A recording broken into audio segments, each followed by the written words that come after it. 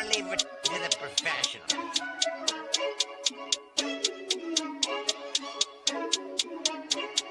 Blessed by Bungie, blah, blah, blah.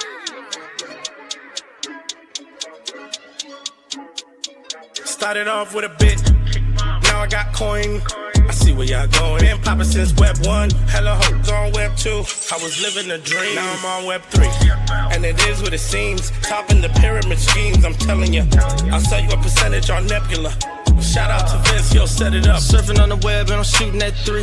I've been goated when I got my G. I'm an alien boy from a different planet, yeah. So I got my drink, I'm riding in the 1920s Model T Ford. Call her Era Lord. Call me Levi, playing on the keys, boy. And I'm about to put my gloves on. If I said it, then I meant that. Yeah, I like that one, I'm about to get that. Crash that whip for the drumsticks, whiplash. I'm about to get them all. Are you with that? In a white boat, surrounded by blue. I want one, but I got a cop too. I wanna fly high in the sky, arms out wide, trying to soar from a bird's eye view. I'm on fire, Ricky, Bobby, cracking the pavement, Whitney, Bobby. I'm a Saki bomb, Hiroshima, Nagasaki. Bruce Wayne been a dog, and I keep it 101, cause I'm feeling kinda spotty. You sipping on some rock, and I'm sipping on octane. The only thing around my neck is the Started off with a blockchain. bit, now I got coin.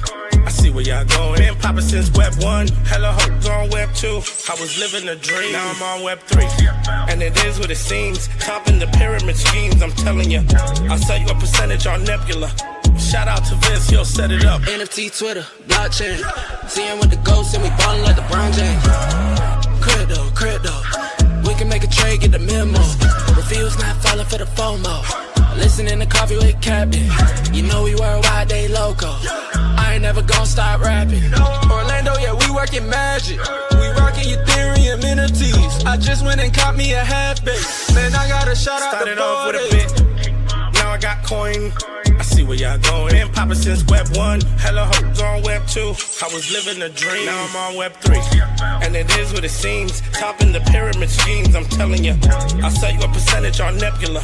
Shout out to Vince, yo, set it up. Freaking the mood to choose one, but they got knowledge to move, son. I'm shocking in shades with my brother in suits. Yeah, them blues is coming. Even though it's hard to pick, eeny, mighty, mo, soda on the mix, no biting lips, it's time to go. Index number 1, no thumbs up, you gotta scroll. Looking at the ghost in studio, it's time to go. Had a helmet on by myself until I met a mask that wanted to have a face off. Had to bring my chainsaw, full tank of gas in the drive with my brakes off. I'm A1, but a different kind of steak sauce. Welcome to Coffee with Captain, powered by ApeCoin, where we dive into all things crypto, NFTs, Web3, and cutting-edge technology. Remember, nothing here is financial advice. Early-stage tech can be exceptionally volatile and risky. So grab your coffee and join Cap and Steve for today's conversation. Welcome to the future. Welcome to Coffee with Captain GM. Thanks so much for joining us. If you haven't already done so, do us a favor, drop us a GM in the chat down below, then head up top, smash that like, repost, and bookmark on today's space. We greatly appreciate it. It does warm up the algo and does us a real solid. We're also live over in YouTube. We've got the GMers over there, RDL and Von Front, and already lighting it up. We're live on Steve's Abstract today. And as always, I'm Cap, joined by my co-host Steve. Never any financial advice in the show. Crypto is risky, and if he's risky, meme coins exceptionally risky. They can all go to zero to moments notice. Please don't put any money in you can't afford to lose. Know that Steve and I hold tokens we'll talk about from time to time here in the show. We are not financial advisors. Certainly not your financial advisor. Don't join us for that. Just join us for some fun, some information, and a little bit of education along the way. GM, Steve, how you doing, sir? GM, been better. Check my details on my Meteora token, and it says my wallet is getting 0. So Ooh. I have LP'd quite a bit on there. That's no good. Generated a bunch of fees. You're like the monad farmers who got nerfed, huh? It's actually very confused, to be honest. Like I've used the product and I'm getting 0 allocation. I just Gargaya Mayhem got it. I'm just letting him know getting 0. Try the mobile app. Yeah, I'll check. I don't know, but I'll have to double check. But yeah, it's a when it said check your allocation, Met token or liquidity, it says token allocation 0 Met, view details, and it says I have insufficient Met allocation to do anything. So sounds like I LP'd on there. I'm more than happy to LP on there and tell me how to LP. It's a great platform. I'll continue to use it. But I've not been a Meteora-ite, but I am genuinely excited to see how they're doing their TGE and Are you familiar? Can you explain? I've seen the headlines. I've not done a deep dive, but can you explain how they're doing TGE with like the straight to liquidity pools and that sort of stuff, or you haven't went that far with it yet? I haven't went that far with it yet. I know we explained it the day of, but I can't quite remember it. I remember that initially it was initially the way they had done it, if I recall correctly, was you I think they're giving you a choice that you can get a allocation of tokens if you want, or you get the NFT, which is like, people who don't know, when you LP, you get an NFT tied to that LP. And wow, looks like a lot of people. Oh shit! Did you register? Oh wait, no. It says the cutoff for registering for the liquidity distributor NFT is October 19th at 3 p.m. So you have time on the registration. I read no it. one got anything. Like Mayhem, who's done like tons of fees and points, didn't get anything.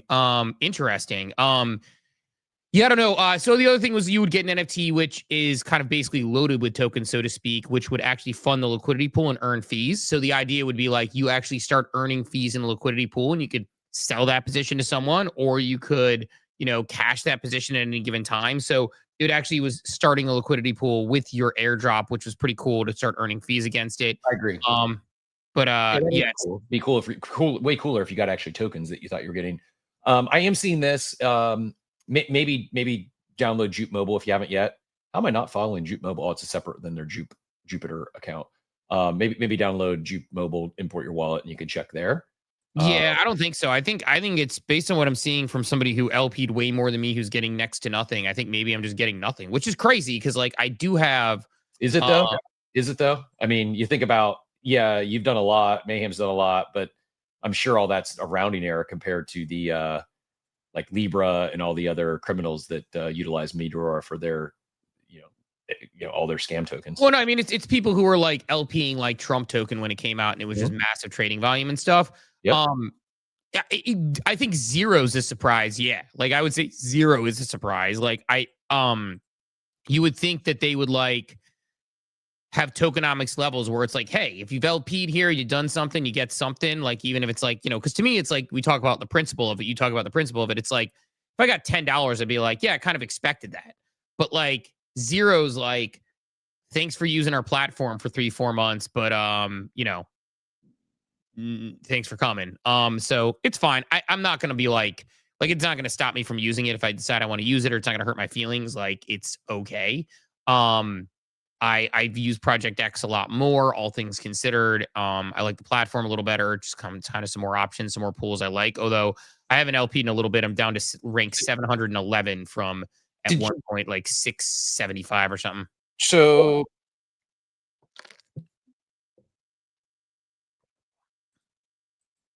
I'm trying to get the better details. So it says Jupiter Exchange stakers, you don't need to do anything. You're just going to get your claim on the 23rd. 24 hours after that, checker and optional registration will be part of the LP. I know it's confusing to me. I know you're going to be shocked.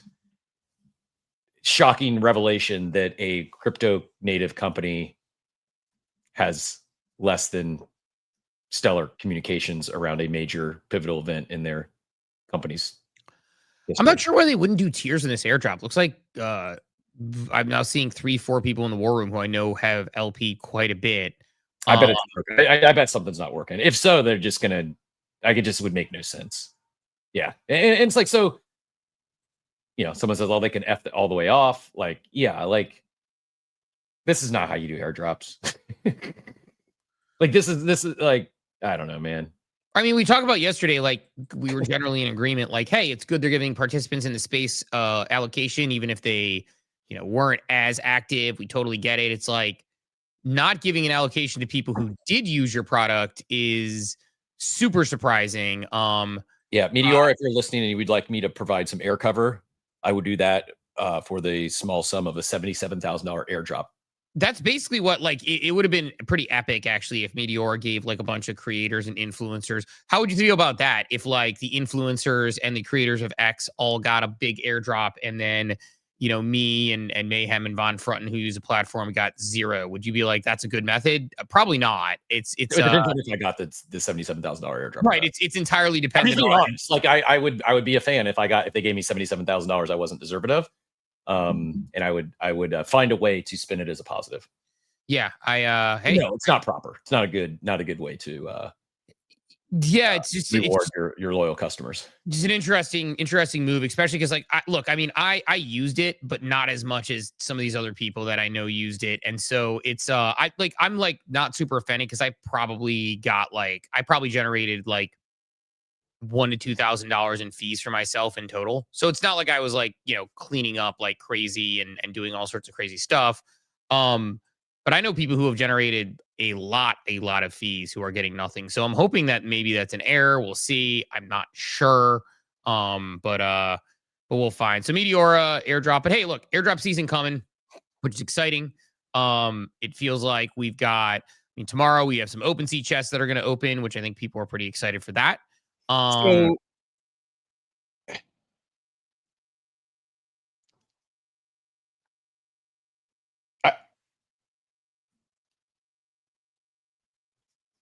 I'm trying to think how to handle this. I'm not trying to like reopen a wound or frustrate anyone. I do think there's something missing. I don't even know. I don't know the answer. So I kind of like to talk through it because I think you got their ear and can maybe pass along some suggestions. I just don't know the suggestion. Personally, I get it. I understand. It took me a little while, but I now fully understand, I think, rewards. The chests, these voyages, these rewards it's their loyalty reward program. This is wave 2. I joked yesterday, it's wave 2 of 69. Like, in theory, it could go on for perpetuity. Like, I expect them to have a rewards program well long past TGE, maybe forever. Why wouldn't they? I think they should, to be clear. Right. I'm not saying it should be this. I'm saying I agree. And I mean, like Delta does all these. So I understand that. This is not like, will these people also get rewarded with C? Probably. I think that's part of the problem. I can share some tweets. There's some people they're intelligent individuals. I saw multiple tweets yesterday. They're tilted. They don't understand it. I know what are they tilted? Give me more details on this. What are they tilted about? That anything from I can't believe they've nuked me. I'm starting all the way back at a wood chest. There's a lot. I'll pull them up here. And these are like big accounts. And so while I get it, I understand this is a ongoing loyalty rewards program. I believe the majority of active participants still are convoluting this with the C airdrop. And I think a lot of those people were farming wave 1 because they think that's how they get their C. And maybe there's some of that tied to it. I'm not just saying this because they need to drop. I think they need to drop the token because it's like pissing people off, and it shouldn't be. It's a rewards program, but they're giving away millions of dollars to the community for using their platform. What's happening though is a lot of people aren't just using the platform organically; they're farming it, thinking that they need to farm it for C. The reality is, the C allocation's already been taken care of. Maybe there's a little sliver for people ongoing, which again, I fully expect there to be C rewards ongoing in the loyalty rewards program in the voyages. Like I think they'll continue this program for perpetuity, and there probably is going to be they're probably going to hold back some of their C allocation for marketing budget, and they'll give that in future. All this makes sense to me. What I'm saying is I don't think it's landing. Which is weird, like that people would have that perception only because. And look, I'm not like I'm not disagreeing with you. I'm just saying it's the reality. It's this element of many that it's not landing. I agree. I think it's like the market is the market, but it's like. And I think people are conflating the two, but this is sort of like the degens don't read thing where it's like. I was even going to their defense yesterday in a couple of threads. I was like, dude, I understand what you're saying, but I think this and many others are conflating the rewards program with C allocation and TGE. They're two separate things. It's just not landing. And a lot of people are pissed off about the free chests. Which is like, what's interesting about it to me is like, and again, the market is the market. So like, it's on them to sort of figure out the way that they can ensure that people know all that stuff. But yeah, I mean, like for people being like, I can't believe I started over at a chest. It's like, there was a countdown. And like, Yes, I agree with you. I'll go. Let's go through these in detail because like the starting over, I think that's a different story in terms of just like mechanics and momentum, and I think that is more of like a how do you gamify rewards program. I think that's a smaller piece. I think the bigger issue is this one I pulled up here, and there's several, so we can go through this thread. It's like this is GVG says anyone who spent any time in customer acquisition, lead generation, quickly learns that incentivized funnels are by far the lowest quality customer lead there is. People are participating solely. I don't think that's entirely true, but yeah. Yeah, I don't either. It's actually, I don't think that's correct. People participate solely because there's something in it for them. Rewards, etc., are quite more often troublesome than if you hadn't targeted them to begin with. The only leverage point is false appearance of an uptick in consumer demand, and this is typically used to inflate numbers and impress investors, hit bullshit metric milestones. Sadly, OpenSea is failing to utilize the blockchain for its most valuable asset, transparent recorded history. I believe they are doing this. It just hasn't happened yet. Maybe they don't, but I truly believe they're going to go back and reward their loyal users for the years of service that in the years of business they've given them. And when I read these things, I truly believe maybe the majority, like over 50% of their customer base is conflating voyages in the chests with sea allocation because they're just, and this is another one here. I responded to Ben from Killaberry, says, I hate the FUD, but what OpenSea is doing is ridiculous. They have 5 years of rich on-chain history, real organic activity, collecting, flipping, trading, whatever. If you want to do an airdrop, that's the data you should use to assess merit, not this obviously farmed wash trading nonsense. Did we not learn anything from Blur? I defended OpenSea for a long time. They're a Web 2 style company with the best product in the market, but they were slow to innovate and resorted to this kind of stunt. Is just sad. Sorry, tired of seeing posts about chess and other nonsense. I said, hey, I'm not a big fan of the farm either, but I think there are many misunderstandings of the two programs. One is a loyalty reward program that could and should continue post TGE. The other is CTGE. They're not the same because C hasn't dropped yet. Many are conflating the two programs. If C dropped already occurred, would you feel the same about these chess rewards? And didn't really get a direct answer. Says contention is the chess. Is it silly temporary game? I don't think it's temporary is my point. It's inorganic activity. It's inorganic activity because a lot of people that are driving that inorganic activity, they're doing so thinking it's going to lead to more C allocation. And I don't think that's the case. I think it's also they're playing the chess games. I mean, D-gens do like the chess games. So I think it's probably a combination of the two. But my point is that exactly what you said. D-gens like the chess game. This should be a popular loyalty rewards program. Like let me ask you this way. If C is already dropped, they've already had their TGE. What is there to really critique about the chess other than, they raised their fees, of which half of that is going back to the rewards program. So theoretically, they haven't raised their fees. The fees are still the same. They're just taking a little more and giving it back in the form of it's a sweepstakes. It's a 50-50 drawing. Like it's actually better than 50-50 drawing because their fees weren't zero before. So they basically, yes, they increased their fees. 100% of that's going back. And you're just gambling. Like, I really think most of the contention around voyages and the OpenSea farm is solely, or let me say, overwhelmingly because C just hasn't dropped yet. Yes. Would you agree? Yes, I agree. What is the pushback on the voyages and the chess if C's already dropped? And I don't know. Yeah, that's my contention as well. Is like I don't know the solution. I don't know how they can communicate differently other than drop. I don't think there is a solution. I think I've said this since day one. By the way, like I've said since day one that people have an issue with the fact that they just want them to drop. There are a group of people who are just saying just drop the token, which is going to exist. OpenSea has spent the better part of let's look at what we've seen since the past let's call it 6 months. December you're like, hey, it's kind of confusing. OpenSea was dropped. 2 was dropping. It was a vague announcement. Since January, we'll call it, they have featured countless builders. They've updated their token pages. So if somebody who is doesn't understand NFTs token, by the way, I was talking to someone yesterday. Conversation was the OpenSea Bored Ape Yacht Club overview page explains Bored Ape Yacht Club better than the Bored Ape Yacht Club page. I don't think Bored Ape Yacht Club's updated their website since the last time they updated it, which was over a year ago, maybe 2 years ago. But you look at collection pages, Pudgy Penguins, etc. They give a better historical and representative view of what these collections are than most of these collection pages. So they've done things like that. So those are the things. They host spaces on a regular basis with leaders in the industry, streams. They show up at events.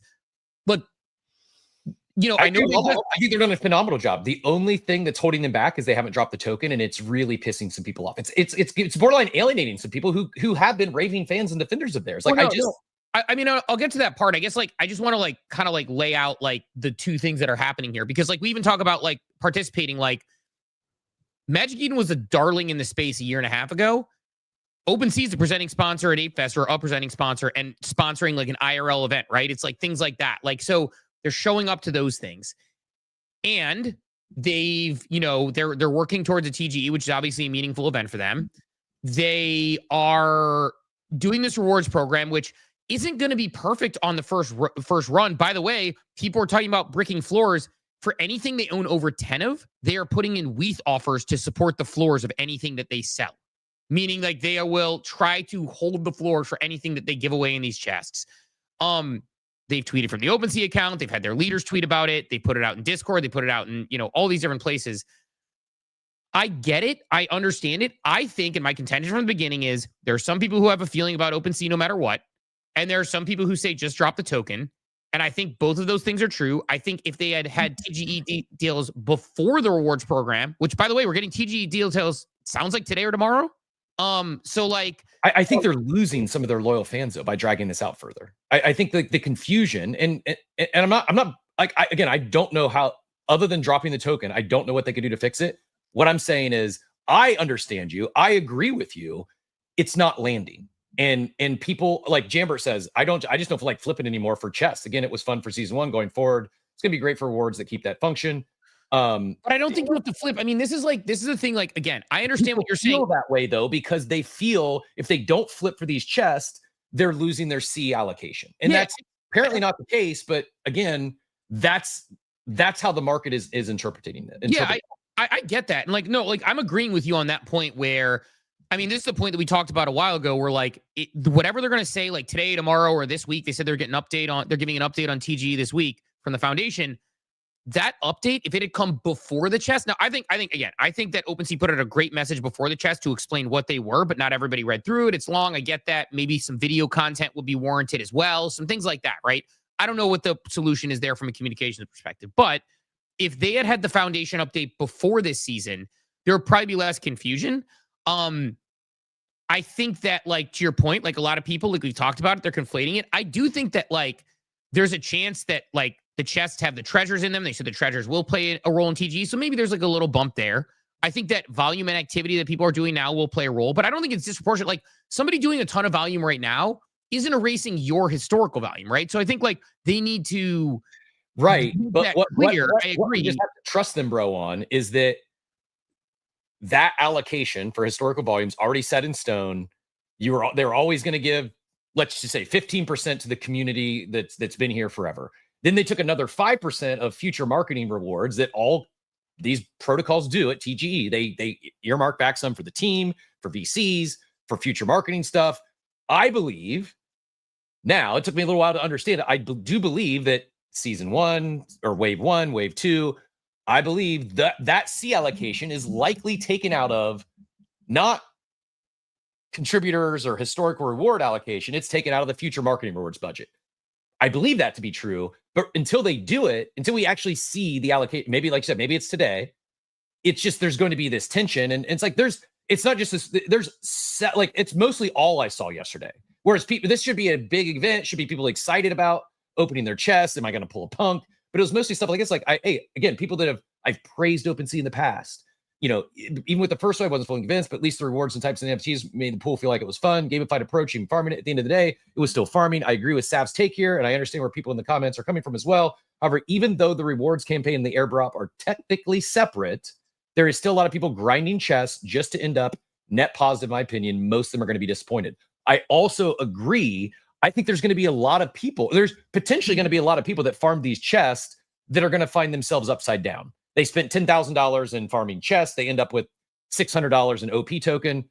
They're probably pissed off. I think there's risk in pissing off these people when they open a chest and it's a letdown, when this is all leading up to one of their biggest events, which would be the CTGE. It's just, I think it's the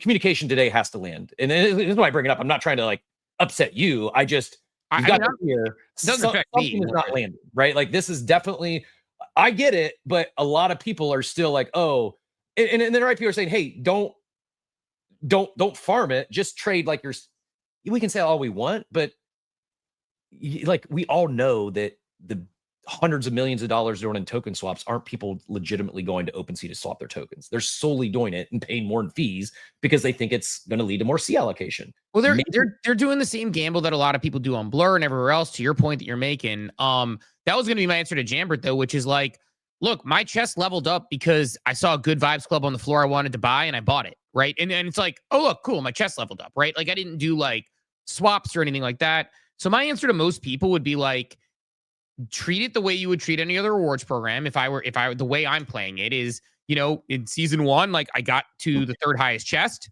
I'm excited to open it and see what's in it. I realize the risk I'm taking. I do think to your point, I think a lot of people are just, like you said, they're conflating the two, but I think I don't know. I think the thing that I would say that OpenSea could do is like that update they get from the foundation is going to be very important. So like, that's going to be important to me, very clear about what's going on, right? Because so many people are confused in that way. I think they've done a relatively good job trying to admit it, are confused. What's like that? Multiple posts like, oh, I understand they're two different programs. And then they go on a rant about, oh, OpenSea's generated billions of dollars. And like, yes, that's how they're going to reward their historical users. Like this is, I just, like you said, we've seen this before. I don't know if we have actually. Like, I can't think of another time where we had a simultaneously running a pre-TGE farm, or maybe it's not a farm. I actually don't even know. I'm assuming there's going to be C allocation for the current activity. Would just make sense. I mean, Hollander said that in his very first post about that. Okay. So I hope so. So then I don't know if we've ever had another time where there's been two concurrent farms. You have a TGE farm for upcoming TGE, along with a loyalty rewards program. That's two. I think this is the first time in the space we've had this, and it's just confusing AF for people. Like I get it. I'm saying is most people who are, I think of pretty decent intelligence, even the ones that say they understand it's two separate programs, still upset about, oh, I don't know how they communicate it other than showing here's how the allocation today, tomorrow, whenever matters, right? I mean, like that's what I say. Like I think like, again, I would say if I were them, like if you can go back in time, Adam gave a really long post and his post that like is related to the rewards program when they launched it, like probably could have been, if there was a way to make it more clear there potentially. But I think a lot of people like aren't, again, like it is, you have to really care and understand. I mean, this is also like understanding when we say not financial advice, like know what your investments are, yada, yada, yada. It's like, people are like, I'm going to go farm chest and I'm not going to research what I'm farming, right? Like, and that part of it is just part of being in crypto. And that's what I mean. Like when I say we've been here before, I mean like people who are just like pushing for TGEs. It's like, I'm surprised MetaMask doesn't get the same level of attention, but also MetaMask doesn't, isn't doing this. Like OpenSea's improving their product, MetaMask, their product has gotten a little worse and like a lot worse. It's like, they've been incredibly vague about the TGE stuff. And part of the problem is, I don't know. Like, I think people oftentimes are investing in things they don't understand. Like people see chests and they're like, all right, I'm going to farm this. And it's like, do you know what they are? Have you paid attention? Are you reading the fine print and the details? It's like, that is part of do your own research. And like, this is another one of those things where it's like, I get it, but it's like, in this instance, I've said it before. It's like interesting how like, I see people who I think, like, I bet you if I search Ben NFT's history, I'd see a no crying in the casino joke at some point. And it's like, no crying in the casino until it's this, right? And it's like, if you want to find the information, you can get what's publicly out there. I've said before, like, I think they should have given the TGE update beforehand. We'll be interested to see what they do today or tomorrow. They said that there's an update coming this week. Hopefully that clarifies things and we get like maybe even a timeline. In the meantime, it's like, I said to Jambert, like, I'm going to do what I do normally. I thought yesterday, I think they addressed the feedback pretty well as far as like, they drove $2 billion in trading volume. People can talk about what they think is organic, what's not, et cetera. But like, they added $1 million to the rewards wave 2 to kick off. They're going to open chest hopefully tomorrow is what they're shooting for. They put a date on it. 63 grand prizes and a whole bunch of other prizes and a whole bunch of other money they're going to put in some chests. And then Wave 2 is going to run for the next month. They put WETH offers in the floor of anything I believe that they had 10 or more of to try to make sure the floors don't brick, which is a complaint they got. And they mentioned in 2, they're going to have different voyage types because people were tired of getting the same old voyages. They're going to have more shipments, which tend to reward loyal, like people who are like hodling and buying and hodling, and a new chest. So like, again, like I think to me, like my just general feeling about this is that I want to see companies introduce rewards programs the same way Web 2 does. I think it's a good thing to do. The first one is not going to be perfect. They're going to work on it, clearly. They've tried to listen to feedback. I think they've done a pretty good job listening to feedback, but it'll be interesting to see exactly where they end up with on this thing. So yeah, I mean, like there's going to be people who are like not thrilled about this whole thing. I think the like, and the thing is, I would venture to guess a lot of the people that are saying I love OpenSea, but I would venture to guess those are a lot of people who just want the token drop and they want to sell. Like, and I'm not saying like that, who knows, but I think a lot of people just want the token. Cool. Like, get the token, do your thing with it. Like, I think people are just like ready for that. And I think the point you're making about this thing keeps going on and they're just kind of waiting for it to finish out. Like, I think that's fair. Like, I think people just want the token. They're ready for it. It's been a long standing thing. So anyway, for anyone asking, Crypto Jammin said, should I not be using MetaMask? Any better options? I believe Rabby, I have no relationship with them, not sponsored whatsoever. If you'd like, we have a wallet opening in our sponsorship role, but our partner role. Rabby it's not even close. Like I don't even know how I can compare the two.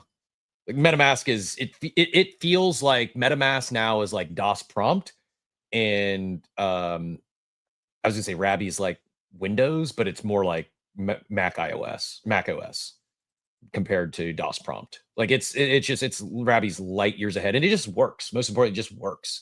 It works every time I go to a transaction where I don't, maybe it was a me issue, but it got to before I full ported from MetaMask to Rabby, I couldn't even get transactions good. I couldn't even transfer an NFT from one wallet to another. It was entirely broken on my end to the point where I was basically down. I was going to have to uninstall and reinstall and hope that worked. And I was like, you know what? At this point, they gave me enough reason to just go full port to Rabby, and it's just worked like butter. I've not even thought about making a move since Rabby. So yeah, Rabby would be my wallet recommendation of choice for. Yeah, let's do this. I know I totally just realized that Chief's been up here for a hot minute with his hand up. So let's go to Chief real quick and get in here, Chief GM. Hey, GM guys. No, I was treating the OpenSea just a little bit differently for my sake. I was using OpenSea since I think like 19 or something and did a lot of transactions with it. I only did the first wave of the chests and like those like reward system. I was kind of playing it as if you have all this history of using OpenSea, I kind of played it as, hey, I'm still here, and maybe that's going to give me like a better allocation for my history, saying like, hey, I'm still here, so they're not wasting allocation on all these people that used it a while ago, but now are out of the game, out of the system, and not using it anymore. So that's kind of how I was playing it in the second round with the chess. I really haven't done too much unless it's organic, unless I'm buying an NFT. And I only switched to Magic Eden just because I was into Soul for a little bit and they didn't have it. So I'm just doing all of my OpenSea farming, quote unquote, now, just again, organically, that if I'm buying an NFT or if I'm doing a swap or doing something, then I'll do it on there. But I just played the beginning game just to say like, hey, I'm still here. So if you're doing anything for history, I'm hoping that gives like an extra bonus or something. But I think they're doing it pretty well. And I know everyone's kind of frustrated with the token drop, but I think they're actually doing a really good job with it. I think you played it probably exactly right. Like I think like that's kind of the right idea. And like I think that's the idea is that like, you know, like I it's a thing where it's like it's tough because if you're again, like we talked about like where they could have done better. So I think that's totally fair. And we've heard that a lot. I think the tough part is we are in such a hyper financialized industry with a product that everybody used. And like I talked about this with someone yesterday, a product that everybody used with no expectation of an airdrop early on. Like people will say that, but like I was here in 2021 and 2022 nobody talked about a C token until like after like the ape drop at some point. Like that was not a thing that people talked about. And even then it was like, like it wasn't something people were like, oh my God, I'm doing this because there's going to be a C drop. And so like, I think people have a little revisionist history when they're like, oh yeah, I've been using it for a long time with expectation of airdrop. It's like, no, you used it because in 2021 and 2022, people absolutely printed on NFTs and the only safe place to exchange them was there. If you didn't want to use it and use the platform and pay the fees, you could go escrow and you could go trade one-to-one. It's self-custody. It's all that stuff. So like, I think like, but I think there's a lot of tension that once that was announced 6 months ago or whatever, that C was coming, people started to say, okay, we're going to get paid out for us. And they've been waiting on it and they've been waiting on it. And it feels dragged and long and dragged out, which I understand. There's been way more rumors of a mask token, right? Like mask tokens been like rumored since there were people who swapped to MetaMask being like, sweet, there's going to be a MetaMask token. So, and I think like the way you played it, Chief, is probably the way most people should, which is, look, don't have FOMO over somebody who's swapping millions of dollars to gamble on a chest where they may get a punk or they may not get a punk. Just do your thing and use it. I think what you just said is that's the root of the issue here is people should not be gambling for a 0.000000001% chance to win a crypto punk. And they probably, most of the people who are doing that right now probably would, I don't believe would be doing that, at least not to the extreme, if the C token had already dropped. And I think that's the issue. I think people are conflating a upcoming TGE with an ongoing loyalty rewards program, and therefore they're aggressively farming this ongoing loyalty rewards program, thinking that that's what's going to lead to their TGE. And honestly, too, another reason is honestly these people are probably driving up more fees, more token allocation. So it's actually better for the person who's expecting a C drop, and history is proving it. These people may be farming it, but also increasing, hopefully, exponentially, like our allocation to it, because they're, like you said, if they double their fees and it's going to the community, then these people are actually doing the people who have used OpenSea the longest, hopefully, a favor.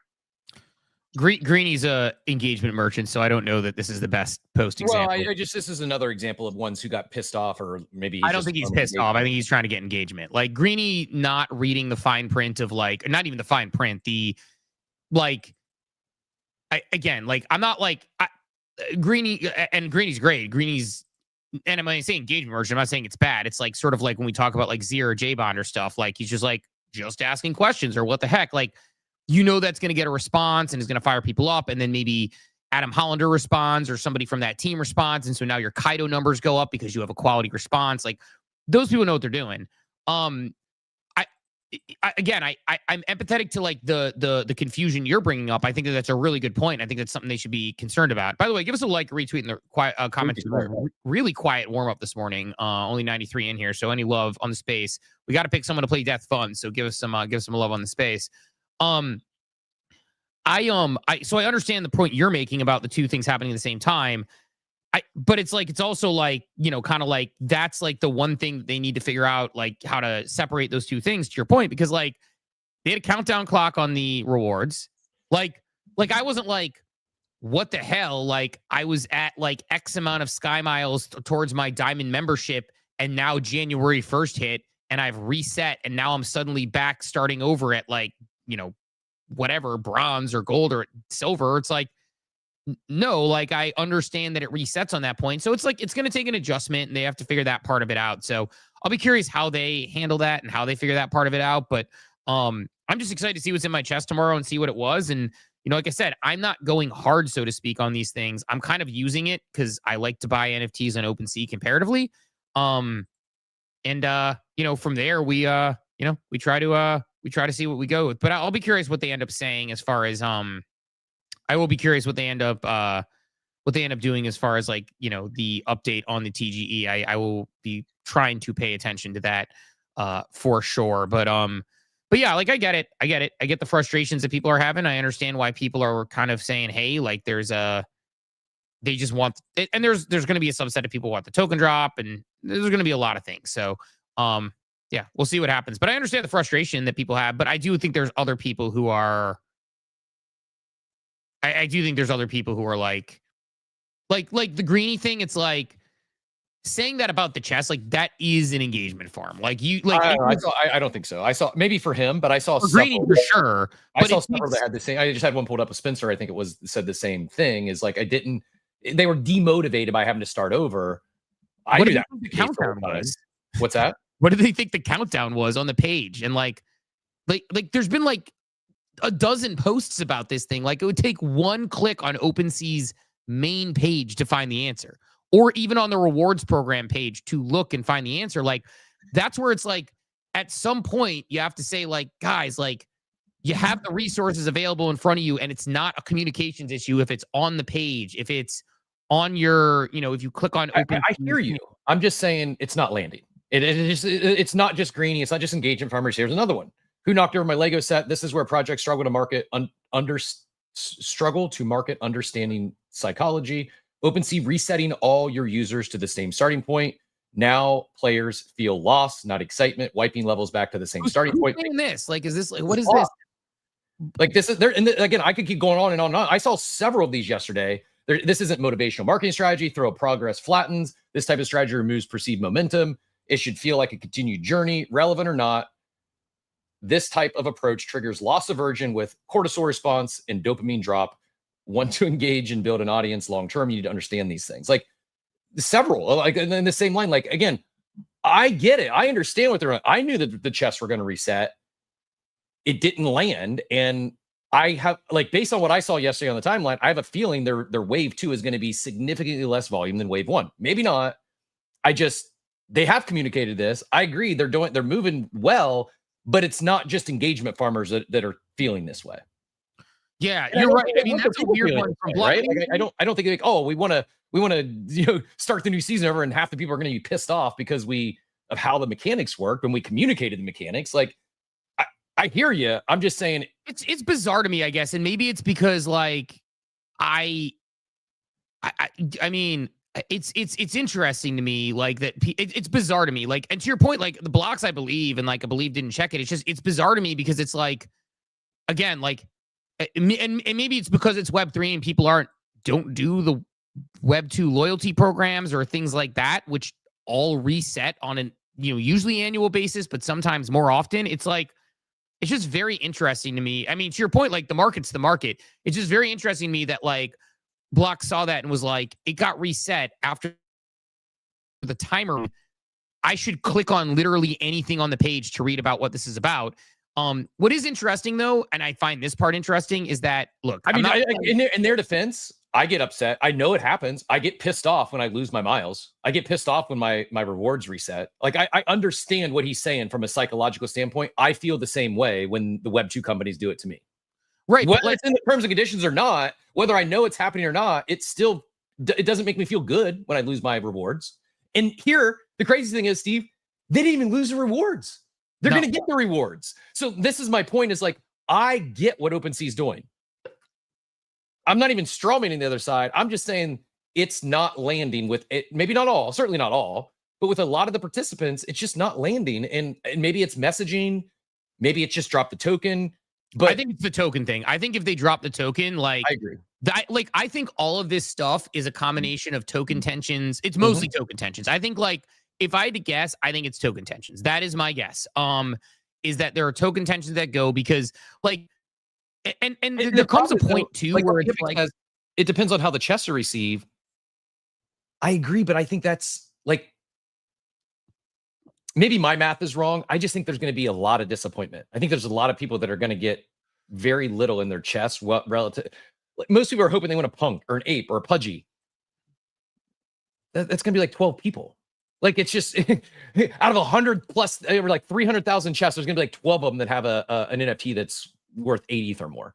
Like, most people are not going to win. Majority of people are going to be disappointed.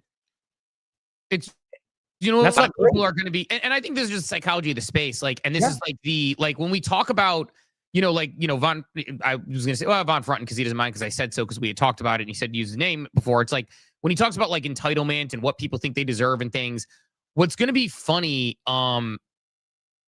is about the whole thing is like, people are going to have spent like $300 in fees, and they're going to get like so there's somebody who's going to spend like $300 in fees and get like $2,000 in tokens and be like, man, not worth it. I did this much in volume. And it's like, you put $300 in fees and you got $1,000 in tokens. Like that's a 3x. But like, I think people in general are not going to get the, people in general are going to complain if they don't get a CryptoPunk or an ape. So it's just, I think it's the nature of the space.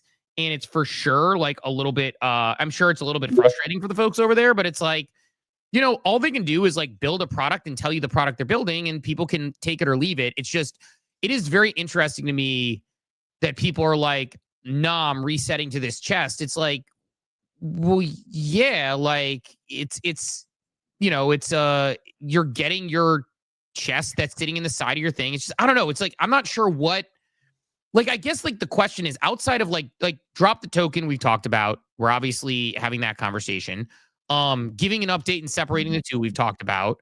But like, I guess my question would be like, what do they do differently outside of like, they're kind of using all their channels. They're being more clear than most on this sort of thing. Like what would people do, or what would you do differently if you're in their shoes right now to say, besides drop the token and besides the update, which we know they're giving, what do they do differently with this to try to they're using a portion of fees that don't go into their pocket. They could just raise their fees, which are going towards the rewards program. Like, what do they do differently? Like, I guess I'm curious what people would like them to do differently in this particular scenario, or what people expected, I guess. Like, I'm not sure what people expected also. Like, that's another interesting one. I mean, I think what they could do differently, the biggest thing is A, drop the token, B, clarify token allocation. That if they're not ready to drop the token yet, fine. Come out and say, we've already, like, it's locked. 25% of C token allocation is going to historical usage. Has nothing to do with this program. All you historical users, you're going to get your portion of historical C. It's 25% of the entire allocation. I think at minimum they need to do that. Like, just announce it, make it public. And I think maybe I'm wrong, but I think that will help with some of this. It's just that people are convoluting the two. It is what it is. Like, even the people who say, like, oh, I understand they're different programs, aren't understanding they're different programs.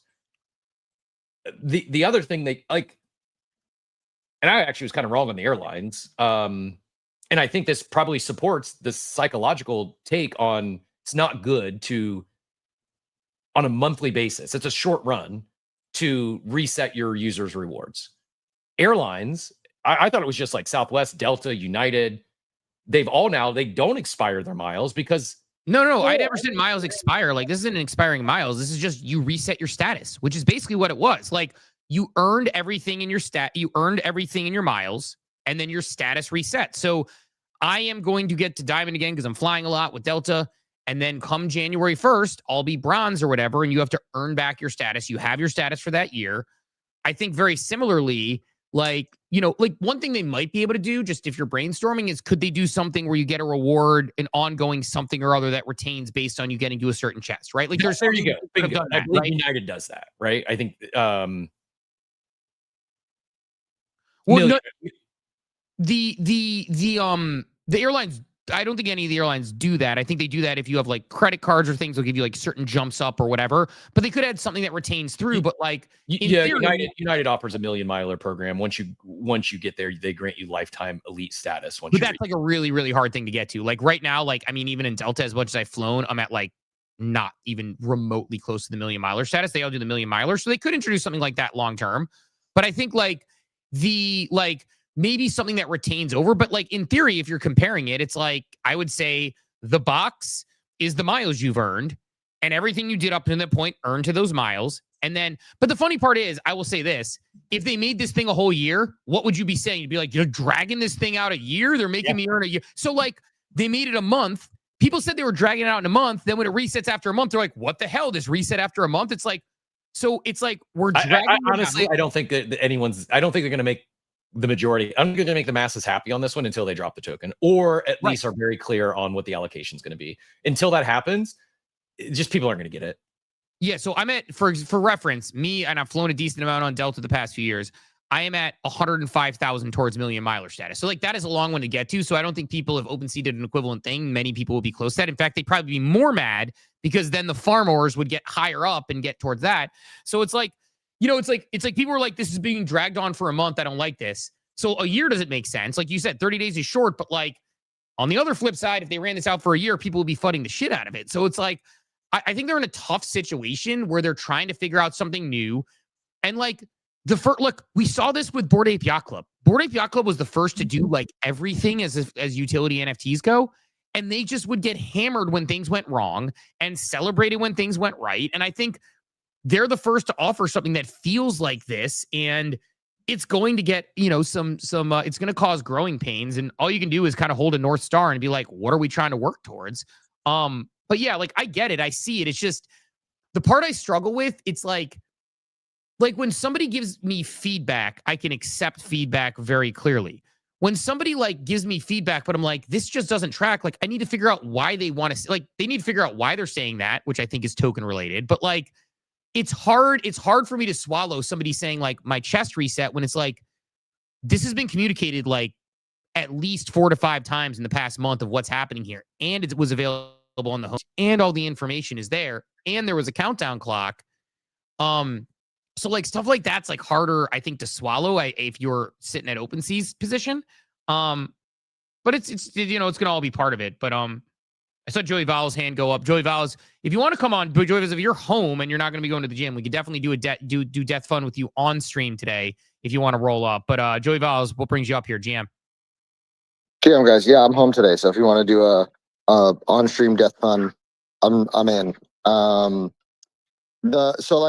came up because the airline comment and the OpenSea comment. So like I don't envy OpenSea. They're kind of like in this like damned if I do, damned if I don't position where they're, in my opinion, they're doing a lot right now. The communication is really good. The how they're handling the rewards pool. I think I don't have a problem with my chest resetting because I'm used to how blind box things work in Web 2 when you earn points and reveal things, right? Like in the collectible space. I think conflating all-time volume and what's going on right now is definitely a problem. I feel bad for them because they're doing more than almost everybody else in the space, and everybody just keeps hammering them at every decision. And I agree with Cap.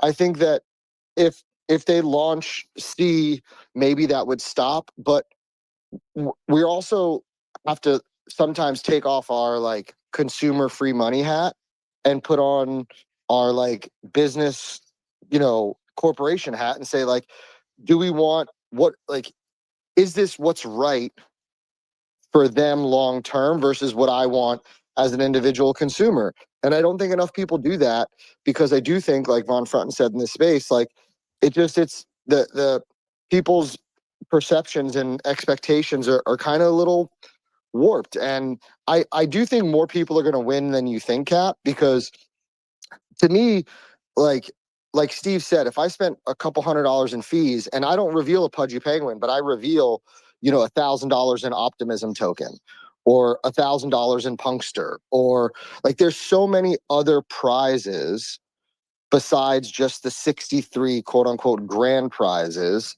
that people can win.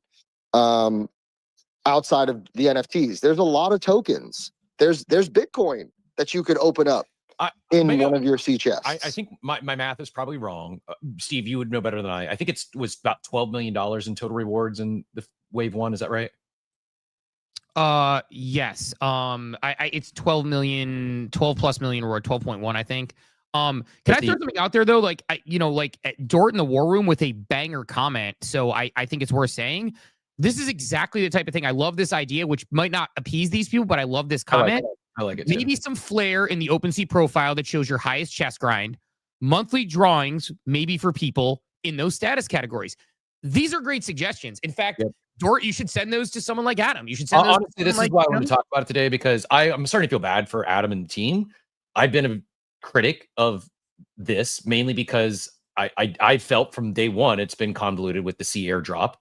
they've clarified that for me, but I've also read the fucking announcements, and I had to, and you were in my ear every day and telling me it's not that bad. This is good feedback. Like, it's a good suggestion. But like, that's the type of thing where it's like, are people Cost going to them be nothing? Cost them a few dev hours. like, I don't think people are going to be necessarily quote unquote satisfied with that. But like, I'm going to like, I mean, like, yeah, like Dort, you should send something like that to Adam, because by the way, what do we see? We saw Odie Farmer just go off on it, like with like a expletive ridden rant. And Adam's response was like, thanks for the feedback, keep it coming. And then they did a thing where they put in WETH offers for floor things to try to appease the concerns there. So if you send it, they're probably listening. Like, they have been listening. And I think one of the things, the challenges that you run into at a job like that, a job like Yuga, a job like Pudgy Penguins, a job like Abstract, we should talk a little bit about that today, at least a little bit, is you get so much feedback, and you need to, like, to me, there's signal and there's noise. Signal is what Dort just said. Like, this is how you can improve this fundamentally and make people feel better about it.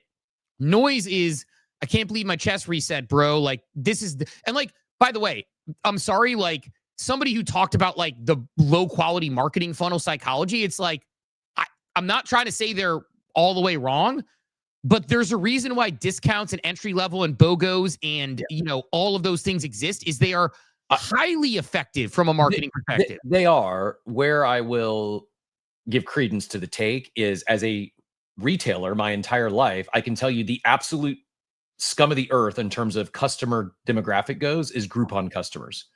I've acquired I've ran Groupon and for a very short period of time. I'm never doing that again. I've acquired stores that had ongoing Groupon campaigns, and it was a nightmare. Groupon is the worst.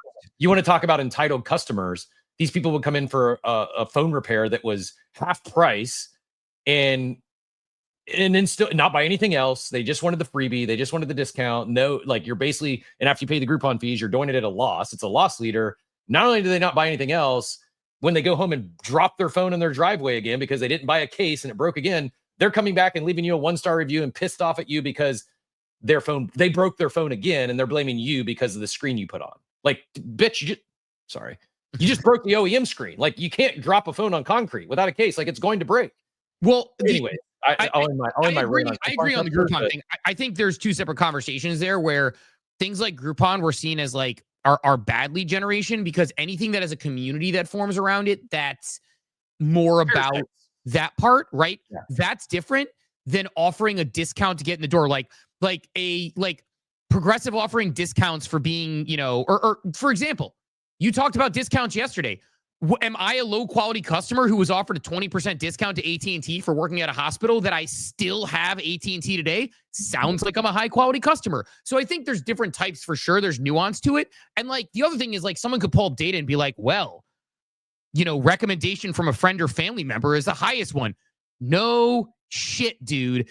Like, people at Progressive who applied, I worked in recruitment marketing, who were a recommendation, who had an employee referral, were not only the highest hired, but the highest performing at the company from a standpoint. Guess what? It's a lot harder to get someone to refer and be passionate enough to do so.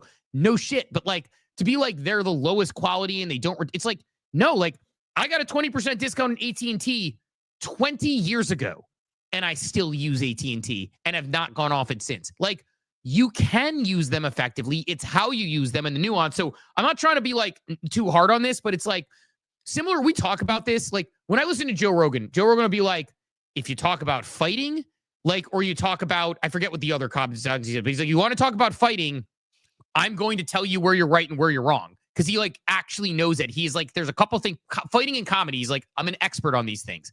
Like, marketing is one area where I feel very comfortable having a conversation about what works and what doesn't, because I have fallen on my face and I've been wildly successful in multiple situations. And I think those things are I don't know. I think those things are relevant to like the conversation when someone's like saying like definitively like, this is the worst type of lead. I'm like, if it was the worst type of lead, companies wouldn't do it. Groupon, yes, absolutely. Discount codes, like, I have my overpriced candles, so they're not causing me like carcinogens in my body that I use, that I like light for this thing from like this company I like. Like, they offer me a buy one, get one. I usually do it. I'm not a bad customer. I'm excited to get a little bit of a discount. So Kohl's has an entire model based on this and has a consistent business. So I don't know. I think that there's I think that that's like a very unnuanced comment to make when someone says that, as if like, how could you possibly be doing this wrong? But I think Dort's suggestion is good. I agree. I like Dort's suggestion. We'll go back to Joey here in a second. But to your point, Joey, on boxes and expected value, my envelope math was like $34 per box is the expected value. Obviously, it's not going to be equal. Some are going to get much more. Some will get less. Here's an actual breakdown based on the rewards and the total participants. About $31 per wallet. So 12.2 in prizes, 411 people reach Solar. If they were the only people to get it, it would be about $30,000. 340 also reach Ember. So if they add them together, it'd be 16 grand. You add in Ruby, 8,000 per person. But based on this image, I'm taking it to be accurate. There was 390,000 people who got a wood chest or better. If each person got the same, it'd be Wood chest was an $31. auto chest. So I would assume that like you with no volume, not you personally, but if somebody has no volume, those 9,771 wallets did nothing. Those iron things did very little. So like the other thing about this is like, you might be plus EV on a steel chest with $31 potentially, right? Like depending on how you played it. You might be plus EV on iron with the $31 if you get it back. So I think there's probably going to be a distribution to your point. Like some people are going to be really unhappy with what they open. Like I think it's going to be random. I don't know if they've, I would imagine, I don't know if I've shared how they're going to do the randomization. I hope they do take into account EV and how much people paid in fees, or at least a range to where it isn't just, oh, everyone with a Solar wallet gets $80,000 and people with iron get, 1 OP token, or people with steel get 2 ApeCoin. Like, they said, Cap, they said that in one of the most recent posts, they said that every box has the potential to reward a grand prize. You just have a better chance at revealing a grand prize with a higher chest. So there's probably some probability matrix where, like, hypothetically speaking, what were there, 13 chests? Which is dangerous because that's where, like, I think that's with an iron chest, and then someone with a sapphire gets $12 an OP token. But they have to have, I think you got to, but look at, like, for example, I think of it's like almost like the NBA lottery, right? For draft picks, right? So if you have imagine there's, it's a really bad comp. 100 ping pong balls or whatever, 1,000 ping pong balls, and you have the highest chest. We all know the NBA lottery is fixed, so I don't know if this is the best analogy. Yeah, I don't. It's like the NBA lottery. Except for the NBA draft order is definitely fixed. But to the point, what I'm trying to say is, right, like if you have the highest chest, you probably have the most entry tickets into that raffle. And then the person with the lowest chest has the least amount of entry tickets into that raffle. So you're giving yourself a greater probability of winning a top prize by being in a chest. But if you're using full on-chain randomization, like, for example, let's look at like the BZ claw machine, right? The BZ claw machine has odds. There's roughly a 30% chance of opening something $50 or more, right? Like, I don't know what the odds are today. I'd have to go pull it up, but I'm going off just memory, right? There's a 30% chance of opening something that's worth $50 or more. So if you're like, oh, well, if I play, 10 times, 3 of the things if this is how people think, right? Because we see this. By the way, speaking of which, play 10 times, Joey, the things I open should be worth over $50. But that doesn't always happen because we use full on-chain randomization. So if they're using on-chain randomization, yes, there's probably a chance somebody with a steel chest or whatever at the bottom could reveal a CryptoPunk because it's full on-chain randomization. You have to look at it like by putting in the most work and putting in the most effort, I'm giving myself the best odds at hitting something big, but there's no guarantee of that. Maybe they have minimum thresholds, which I think would be super cool. If they say, hey, if you get to like this chest, then right, like you're guaranteed, which would be kind of weird because then it's not like it, but maybe they do in the back end. It's like a minimum, like, hey, you're not going to win less than so much if you get to a certain chest, and they shouldn't reveal that. But they can do it with tokens, right? Like that's what I'm thinking. That's some formula where anyone with a Ruby chest gets no less than 1,000 tokens, right? It can still randomize what they are, but just like set some minimums there for those that actually did grind this thing. Otherwise, I think that's people are going to riot. If they open up the top tier chest and they get 2 ApeCoin, they're going to riot. that's where I'd be surprised if they didn't have some level of minimums, right? Like where that's like, we're like, if you get to it, like, and again, I have no idea. Like, I'd be shocked if they're not doing deep research into like the value of the rewards pool, all that good stuff. I was going to say, speaking of which, and like, we'll have these Fridays, but one of the prizes in the pool, well, we got, I know Joey's on here, but breaking news, we do have the OpenSea Explorer clause showing up on the BZ homepage for people who are going to get some of those vouchers. So looks good on there. Excited for that. Which again, this is the thing where I talk about it, where it's like, we talk about like, I know not everybody cares about this stuff and not everybody cares as much as I do. I love the fact that OpenSea said, hey, BZ, you do this thing that's cool. We have collectors. We want to encourage more people collecting. We're going to toss in some vouchers. We're going to build a claw machine with you. We're going to put it on your, like, they're really expanding out into the universe here. I think we might have got another great suggestion. It's the first time I've seen it, and I absolutely love it. And it would be good for OpenSea. It would drive a lot more volume. It would probably be the OpenSea farm of choice. What's that? Make them tradable. Make these treasure chest NFTs. It's an interesting call as people would calculate the value on them, because that would be, I mean, the reason why I like that, but I also don't like that, is that I think that is one really good way to get people really pissed off, because then people are going to place value, and inherently they're going to sell for more than. And you'd have whales to go sweep 1,000 of the iron chests. Like it would upset some people, but I think it would certainly drive some volume. I think if they made these chests tradable NFTs, they would be traded. Like, I am not even joking. I think it probably becomes like, oh, there's a $5 OpenSea voyage today. Everyone's going to go trade the $5 OpenSea chests. Yeah, it's an interesting one. The NFT voucher, the BZ vouchers are tradable. So like, if you reveal a BZ voucher and you don't want to play the claw machine, you could list that voucher and sell it if you're not into collectibles. Pretty cool. Power of NFTs, power of technology, digital assets, Steve. Yeah, it's definitely it's an interesting concept and thought process. Like, I don't hate it. For sure, I don't hate it. So we'll see. Drive on Fronton's airline miles and get to your lock in your million mile status. Although I will say, Joey, update on the BZ website. I went to do a claw pull FOMO for the hell of it. Maybe ping, because it is I'm getting the do not refresh screen for a little bit here, so I may refresh and hopefully get something. But maybe with the BZ colliding this morning, a little bit of jump in there. But I know Legendary, I think, ran one this morning, so who knows? Maybe on my end, I don't know. We'll see.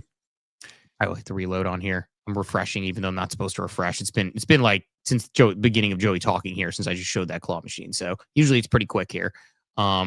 You ever do things, have an idea, and you don't do it, and like years later, like, man, I should have done that. Like what? I said it out loud many times. I had the conscious thought many times. Should have done it. I should have started a reality show, at least a live stream in the repair industry. That was a real story. I wasn't just a random example. It was a very specific core memory of mine of the most despicable customer in 20 plus years of retail I've ever had to deal with was a Groupon customer. Vivid core memory. That was more like this stuff we would see on a daily basis in the repair industry it would blow your mind. Like, it's not, a lot of it's not appropriate for, I don't want to get our YouTube banned, or we're not monetized yet. But by the way, if you haven't yet, give us a like and subscribe. We'd appreciate it. We're getting really close over there. Just need a few more subscribers. Yeah, wild stuff. Should have started some sort of content in the repair industry. It would have slapped. It would have been better than any other retail reality show or retail series. Drawing a blank. What do you call like TV shows that aren't reality shows? Well, I'm not sure what you're saying. TV shows that aren't reality shows. What do you mean? Like, give me an example. Like, what was Friends or Seinfeld? They were sitcoms. Yes. Sitcom. We should have done a repair store sitcom. And just use real stories without it being an actual reality show. That's what The Office was. I mean, the guy who started The Office basically worked at an office and started a story about Office, and it became a thing. Done the same thing for repair. It just would have been a lot more funnier stories. And Office was good, but these stories like stuff you can't make up. Yeah. Just imagine the stuff people have on their phone. And then if you're not familiar, when you go, like, you break your screen, you get your phone fixed, you have to, like, if you, like, we would test the phone, make sure everything was working properly. So they have to unlock their phone. They got to give you the password or take their password off. And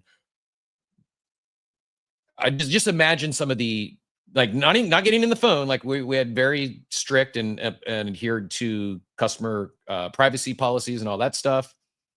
But just imagine, not in the photo roll, just some of the wallpapers you would see when if phone's broken, you see nothing, and then you power back on. Oh yeah, it works. And it's like, whoa. I had an Apple experience where I was having trouble with my phone and like it couldn't lock, or there was some sort of issue with my phone that was happening, and the Apple store was being absolutely awful. And that's why you should go to a third party that deals with OEM Apple parts, like CPR Cell Phone Repair. By the way, anyone in the Tampa area, my guy Tushan just acquired some stores down here. He's got an upcoming baby on the way, and if anyone needs a referral, let me know. I'll gladly send you his way. Yeah, it would have been the move. I went to Apple. It was taking forever. They were horrible. They weren't helpful. They kept pushing us aside. We were there for like literally like an hour and a half or something before we got any help. And Dawn tweets, and this is when I was on my own thing. She tweets something like, at the Apple store with @Kaczynski was my ad at the time before I lost it because I went offline and it got taken away. But it was like, at the Apple store with @Kaczynski, it's Apple store is the 7th circle of hell or something like that. Something like that, like something that was like really just kind of nasty about it. And I couldn't get it off my screen, and I had to hand as I'm handing my phone, like the guy looks at it and he's like, huh. And I was like, thanks, that's awkward. It reminds me of one time I was looking at these boots that I really liked, and my friend Paul had them. And I was like, no. I was telling Dawn why they were good. And Dawn was like, I don't really like those boots. I don't really like them. Not my thing. They're a pair of duck boots, right? And I go to show her them. And at the time, zooming in on pictures was double tap. She double tapped on a picture of my friend Paul from like 6 months ago before I got the boots in the most awkward way. I'm like, he just saw me like a photo from 6 months ago. I'm just going to leave it because at this point he gets notey, but like, what the hell, man? And then she actually ended up buying a pair of the exact same boots because she decided she liked them after she fudded them. But yeah, man, we'll get Joey on stream here in a second. I know we got hands. Also, just an FYI for yourself and anyone else that has been providing liquidity on Meteora and did not get allocation, season 1 or what you're seeing allocation for at this TGE, it was June 30th. So basically, it's insanity to me. Basically, if you got started there July 1st or later, you likely will be receiving allocation in season 2. But the first TGE was the snapshot, I guess, was June 30th, which is pretty wild. That was a while ago. Yeah, just like, hey, that snapshot from 4 months ago, here's your TGE. Like, that's nuts. All right, let's get Remy in here, and then Joey, maybe we'll send you an invite to get on screen, and we can do we'll do a daily market update while we're getting you in here, and then we'll flip over to Death Fun. I will DM it to you on Discord in a minute here, but Remy, go ahead and get in here, GM. Mic check. We got you. You're good. Little noisy, but you're okay. Cap actually just stole my thunder. I just found out the same information. I was a little let down seeing that I was not getting allocation and wondering why. And the Discord clarified that season 2 is not a part of the TGE, which is crazy to me. Yeah, interesting approach. I mean, you talk about the comm stuff again. It's like that. Like, it's become comedy. Speaking of like reality shows or sitcoms, we should launch a sitcom, Steve, on how poor crypto is at communications and PR. I mean, I'm at the point where I'm like, again, I'm not just trying to Monday morning quarterback on comms and marketing stuff. Like, I know it's easy from where you sit when you're not working on a team, et cetera, et cetera. But you're sitting there, you're like, what is the most important detail people are going to want to see? What could possibly go wrong? Well, if our snapshot was 4 months ago, then like people might want to know that early on, be like, that's like the top lead. Like, it's happening in bold. As a reminder, this is the snapshot from June 1st. There will be a season 2. So if you don't see an airdrop or you think it's lower, understand, yada, yada, yada. Like, that is like a front and center thing. And I'm not sure. Like the feeling, like you talk about the feeling people have when their chest reset, where you're like, what are we doing here? What do they want? Yada, yada, yada. Like, I mean, I'm sitting here looking at my, like Meteora. The feeling I got when I looked at my Meteora and I didn't have anything was like, oh, that kind of sucks. And like, again, I don't think I deserve a lot. I didn't do that much LPing, but it was like, damn. But then hearing other people were like, I've LP'd a ton and didn't get anything. Like someone was like legitimately mad that I saw. I'm like, yeah, like that's an important thing to communicate. But Cap, I need a new mobile stream drop, so I'm going to go ahead and hit us with the ApeCoin market update. I'll send Joey the link to get in here. We'll do a Death Fun right after that, and we'll see what else we want to hit on today. It's a deadly market update straight to your brain. Powered by ApeCoin, no hype, just gains. Moving on 8-chain, we bringing the heat. NFT, Feds Alpha never miss a beat. 8-chain on top, now we bringing the flex. The home of NFTs, these now what's next. Come on, my head top, bloody body time, and chop pump for one time. It is time for the daily market update powered by ApeCoin, the home of NFTs, the home of Project Raid, bringing ApeCoin to Solana, Hyperliquid, and now BNB Chain. ApeCoin has it all, bringing fun, culture, and community to the blockchain. Dive and see why ApeChain is on top, but I am not, as I continue to slip and will probably get flipped by Josh Ong any day now on the ApeCoin Raid leaderboard. I got to get back to work on that in the next. We're about a week out now, Cap. So we'll make it work. But Cap, what's going on in the market? Kind of flat, kind of red. Yeah, I think you're good. You got quite a good distance on Josh is at 4.13. You're at 5.87. I'm just doing my best to hold off Grateful at this point. I think Tebow's got the first spot locked up, and I think it's well deserved. So I will gladly accept number 2 if I can stave off the charge from Grateful. Looking at markets there though, let's start with majors. We've got we'll go all the way down. Start with majors. Here we go. Yes, Bitcoin flat, ETH down 1% to 4,058, XRP down 2% to 246, Solana down 3% to 197, Doge down 1% to 20 cents, Cardano down 1% to 68 cents. It was a lot worse. I think we got a decent bounce maybe this morning, at least from what I remember when I first woke up. I think these were bloodier. Big winner on the day, ApeCoin up 1% while market bleeds out. I've got a ApeCoin long open right now. It's not a ton of size. I am planning on moving, rotating some funds over there. If I ever actually sell my Z horses, they're going straight into Hyperliquid, and my goal is to hit a get a larger position along open prior to ApeFest. I think certainly seemingly announcements are heating up, and kind of excited to see what comes next week. Pump down 3% on the day, Pingu down 2% on the day, Pepe down 2% on the day, Meme Core down 3%, Sheeb is flat, Doge down 1%.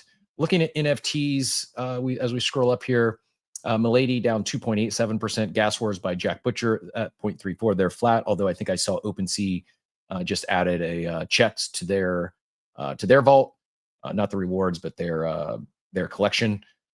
Genesis down 3% on the day, Apes down 1% to 7.8, Good Vibes Clubs down 2% to 0.76, Little Pudgies basically flat at 0.91, Punks down 5% on the day. That's interesting. Moonbirds up 11%. What drove that? DX Terminal, that's the OpenSea farm. Pudgies up 2%.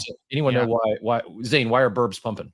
Yeah, I'm going to look at. I need to look at my my NFTs now and see if everything else in the Burb ecosystem is pumping or just the Burbs. I saw there was a Oddities Twitter handle that says, like, did they lose the Oddities Twitter handle at one point or something? I did see something about the Oddities Twitter handle, like with like eyeball emoji or something. I may, man, I don't want to be stupid, but part of me wants to like get rid of some of these things at a. Yeah, they're up. I mean, Oddities are up big, 18% in the last day, 0.32. Unless Mythics are up as big, they might have even flipped Mythics. Yeah, I can get out at a relative. Mythics up 18% as well. Why is the member ecosystem up 11 to 18% in the last day? Speculation of some sort. I don't know. I should probably list some today and just get out at a close to even down price. I don't know. Like, part of me is like, it feels like dumb for me to like cash out my mythics and my like, I need to just be more patient and wait for like the airdrop announcement. But who knows if it's even happening this year or what's going to happen. Like, it feels like, I don't know. That's a whole nother conversation about, you talk about farming your users. People use that term a lot. It is funny, like, related to like, you know, what is happening with Moonbirds. A lot of people aren't saying it the same way, where they're like, yeah, if you buy this, I don't know what, you get a Soulbound, that's going to matter. And then it's like, okay, we're doing a merch collab, which is probably going to come with a Soulbound token. It's like, you know, similar thing. But like, I should probably sell a couple of these and just get out at a small loss, just for the mental energy and having the ETH in my wallet. But anyway, Cap, keep cooking.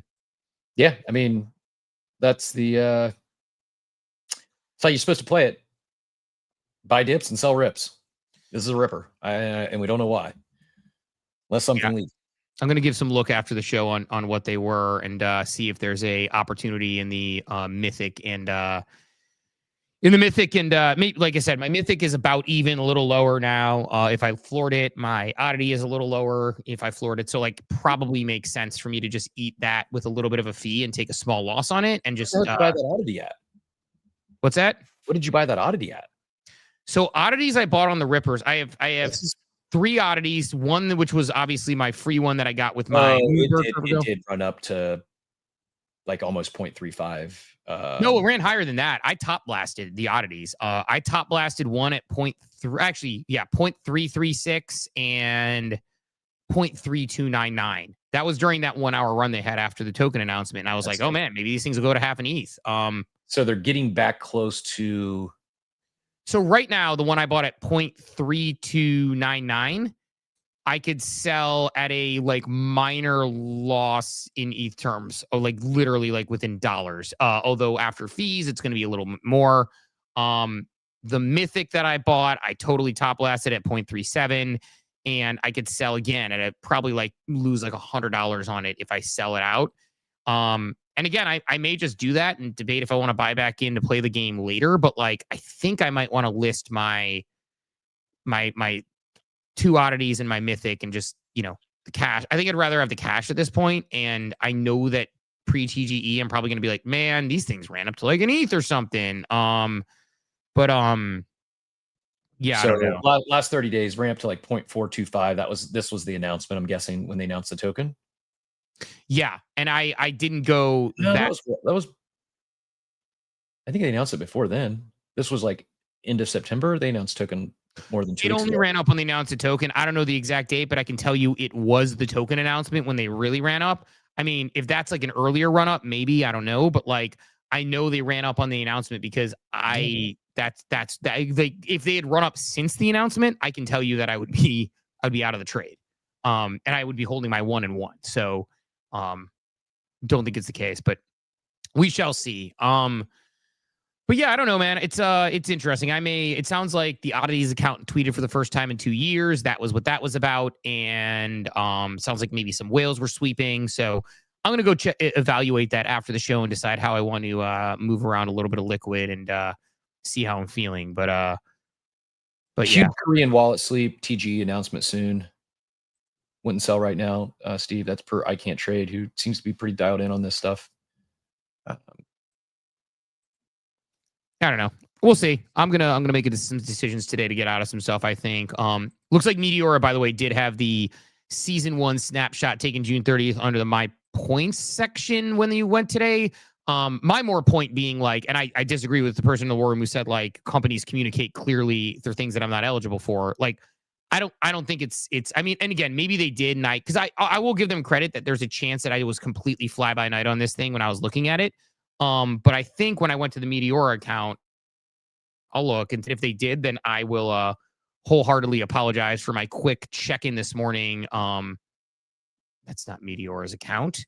That's weird. My Meteora account, like I know I'm following, but I can't find right now, so I'm gonna have to look and figure this one out. But anyway, like I'm gonna go see, because if they put it up top and it was very clear, then I will rescind any thought process I had, because I did just check this morning when Mayhem sent the link. So, and I looked at their stuff, but like our mission, why us, opportunities for all. I don't know. I got to go to X and like see what they're doing. Yeah, there was a fake account. Yeah, like this is my point. Like Checker is now live. Like here's my point. Like if you did a snapshot 4 months ago, this is my honest opinion. I'm not just saying this because it happened to me. You very clearly have to say what season 1 is in this tweet. Like, this is the tweet that everybody is going to, 421 and counting. The future will be tokenized, every asset with Met building on chain, blah, blah, blah. Checkers live now. You need to say with your things, the checker for season 1 snapshot in June is live now. Like, you need that in the most visible place possible. So again, definitely on the token checker page, I'm going to double check and look on kind of what mine looked like. When I checked on my 0 tokens, no, it's actually not clear.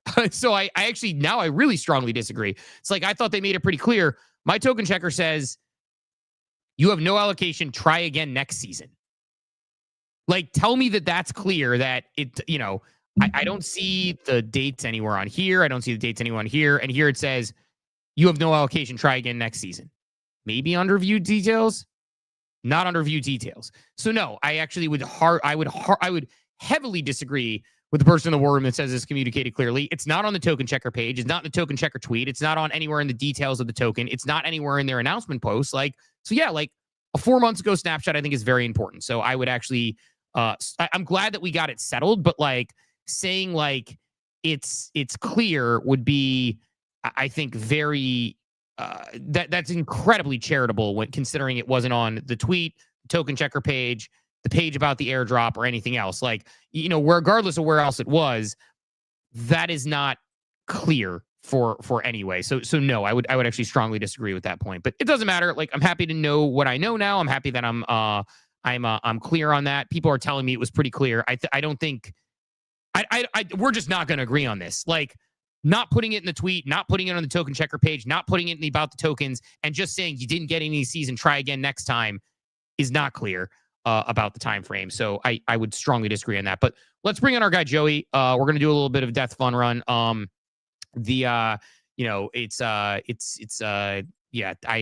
would wholeheartedly disagree with those who are saying this was very clear on there. I would say very not clear. And there's again, the war room getting comments not shoved down our throats. It's not shoving down our throats to put your season timing when you know, like, this is a very clear potential issue. Putting it in your tweet, putting it on your token checker page, even putting it where it's like you weren't eligible for season tokens in this time frame. It's not obvious at all for a person who's been using it. So I would wholeheartedly disagree. But let's go ahead and do death fun. Joey Vowles is on here to do a little bit of a death fun run. So we're going to run this thing back. It is, I don't even have my live read up because I can't find my tab. So we're just going to run this thing. Death Fun Coffee with Captain. I will pin to the top my ref link. As a reminder, if you use the ref link pinned to the top, which I will pin shortly, you are entered to win. Use the ref link, do $20 in gameplay on Death Fun. You are entered to win $1,000 courtesy of Death Fun. All you got to do is go, you do your $20 worth of gameplay, and you have your opportunity to cash out that $1,000. Again, not as many people entered as you think. Like, good opportunity there. I know I got some liquidity to distribute to some folks as well, which we will do as well. But let's go ahead and we'll start this sucker, and we'll get Joey going on here. Is there anything more annoying than when your computer does like a reboot install and it logs you out of everything? Oh yeah, it's definitely frustrating, especially in a world where we have a bunch of wallets we need to re-up. So, like, I can't even get back into like my Slack correctly. Less than fun. Less than fun. So Joey, you're gonna be doing the Death Fun run today. Are you gonna do all three of your runs? You gonna rip it? You could do the first one. You want me to do the first one? Yeah. All right. We'll go right. We're actually gonna go second from the left here. I'm feeling middle. And I'm feeling right. All right. You want me to cash you right here and get you your hundo, and then you can play all you want? Yeah, let's cash out. All right. Let me get my dock up because I want to make sure that actually let's go middle. You're gonna keep going. Middle. All right, now we'll cash out. All right, now we'll cash out. Joey Vowles with a little bit of a. What's crazy about this is now it's like this is where Death Fun gets dangerous because you went middle, and I'm like, fucking go right. Oh man, this is so dangerous. We're already in the money. Oh no, Joey Vowles. Let me delete this 0.0333 that you are going to get your $100+. We will start this sucker over. All right, Joey, I'm going to let you run this run. And we're here for entertainment value. We'll see if we can get it. But that is, by the way, the mindset of Death Fun. It's like you got to the 3 and you're like, well, if I can get a couple more, my odds get really, really good and we could potentially do something here. All right, where do we want to go, Joey? Second from the right. Second from the right. Second from the right. Middle. Let's go right. Let's go cash out. All right. So Joey is I'm not going to be greedy this time. Let's take a little bit and then we'll go for a God run. He's like gamble responsibly. 1-800-GAMBLER if you need help with that sort of thing. Like that's what he's doing this move right now. Well, all right, now we have at least 2 plays left, right? So Or Yeah, we'll 3. do a couple. We'll do 2 more. We do 3 to 4 each day, so we'll do 2 more for you. We'll see if we can get a good run here. All right. Well, I mean, I could spend my own money, right? We could run it back. Let's go middle. Let's go above to the left. This one? Yep. Let's go second from the right. This one? Yep. Let's go far left. Let's go middle. Oh, all right. perfect. Let's run one more here and see what we can get with you, and see if we can get you a good run here. So let us know, Joseph. Let's go second from the left. Let's go second from the right. Let's go far right. We lose out. But look, you know what? You won $100 courtesy of Death Fund. I'll take it. Wouldn't have been that crazy if you won. The 0.33 would have been nice, but it's like not like that was that much more, like $130, whatever it is. So I'm here to have a good time. You won $100 courtesy of Death Fund. Joey, while you're here, we got you on stream. Any other thoughts on things that are on your mind this morning? Or you can stick around because we got a half hour left in the show. Any other thoughts on what's going on, what we're talking about this morning as far as any of this stuff goes? I know you jumped on stage a minute ago. I sold all my mythics at 0.36 and I sold 4 mythics at point. I was curious. I posted in the war room yesterday. I said, why are mythics and oddities pumping? And nobody responded to me.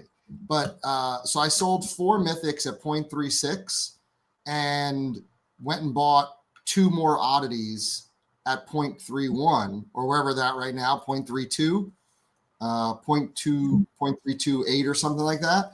So I still have 4 oddities, for the TGE, hopefully.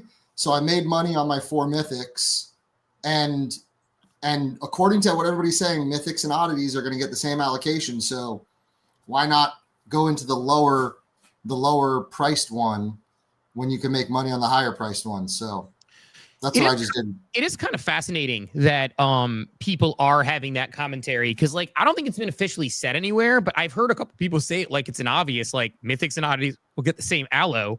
So I'll be interested to see what happens there. But yeah, I mean, your OpenSea chests are probably looking pretty good right now because you've went ahead and made some sales and some buys. So you're probably already leveled your way up already.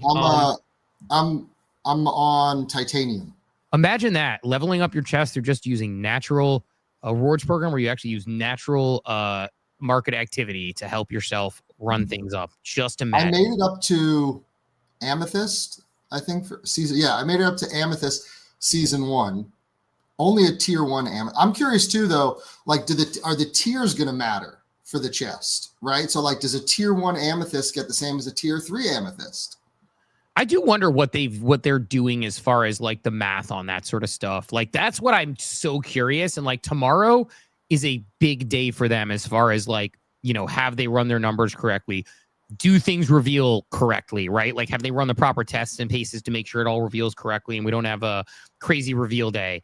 Do they have floors and minimums where it's like, look, like people who have gotten ruby chests or whatever, you're in a good spot, but like, it's like if you've got, below a certain point, like, do they have like a certain amount? Because Cap hit on it where you could theoretically, based on fees, have a token floor for like the ruby chest, for example, right? Like, and the, amethyst chest and the sapphire chest and the, like, you could go amethyst up and be like, because I think cobalt is not super hard to get to if you're trading around a little bit and it's not tons of fees. You could theoretically have a floor on amethyst and up. So like, we'll be interested to see how they ultimately approach it as far as that goes. Like, are there floors for some of these chests? Because like I bought a Good Vibes Club yesterday and I'm titanium. Or no, yeah, I'm titanium and 88% of the way through. So like, couple of purchases, couple of plays, and I'm suddenly up there. So the tiers have to matter. Like, why the tiers within each chest have to matter, because why put them like, there's a percentage which tells you how much more you need to go to complete it. But then there's also tier 1, tier 2, tier 3. So like, it's like, why do you need both unless the tiers matter within the chest? The other thing, like, I think about this stuff sometimes, and not that they would do this because obviously they're like a company, they're working hard. You have to like be the face of a company and take it a little bit. But like, if you're like OpenSea, does part of you just want to take your ball and go home and be like, fine, here's your token. We're not going to spend all this time in it. Now they're building a company, they wouldn't, but like, man, it's like half of our platform fees going towards giving money back to the people using the platform. Like, and people are like, we're mad about this. It's like, it's so funny to me. Like that, like, you know, like it could be a take your ball and go home situation. Have you guys not talked about the Magic Eden announcement? What is the Magic Eden announcement? The packs or something else? Yeah, we briefly hit on it, but like, what do you know about it? Because we didn't go deep on it because we're just sort of I mean, I don't know a ton. I know that they're like the rumors circulating is they're gonna have some type of like pack ripping reveal system. I don't know what it's. I mean, based on the video, though, it sounds like they're doing RWAs, not like. Yeah. I mean, based on the video, you would think it's Pokemon, right? Yeah. Because the whole video is like Pokemon cards. Yeah, it seems like Pokemon blocks or Pokemon cards, one of the two. Yeah, which I think is really odd because they already have multiple platforms that, like Collector Crypt is on Magic Eden, so it's like. Well, I think we're starting to see a pivot. I think Magic Eden is bending the knee to OpenSea. I think they've realized they've lost the NFT marketplace race. They probably realize that at some point OpenSea is going to turn on Solana and Ordinals. And what is Magic Eden once that happens? I think they're going to pivot into an online casino.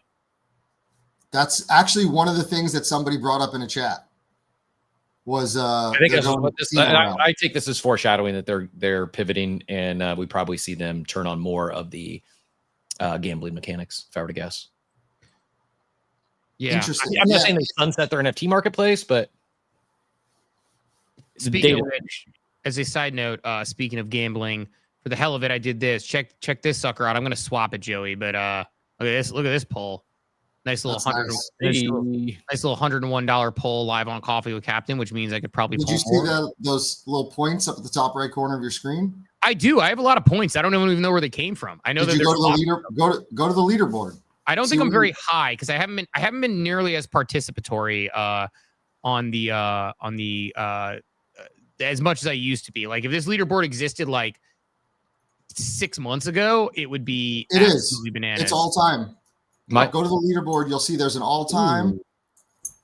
All right, let's look. Hold on. I'm going to go to the leaderboard. Legendary up top. Not surprisingly, that guy spends tens of thousands of dollars on this stuff. All right, so let's see. All time. We got monthly. We got weekly, and we have all time. So all time, I'm 83. Does that mean I'm 83 all time? And weekly, you're 83 all time. 88 weekly, monthly 163, all time. And this is based on claw polls, right? This is everything.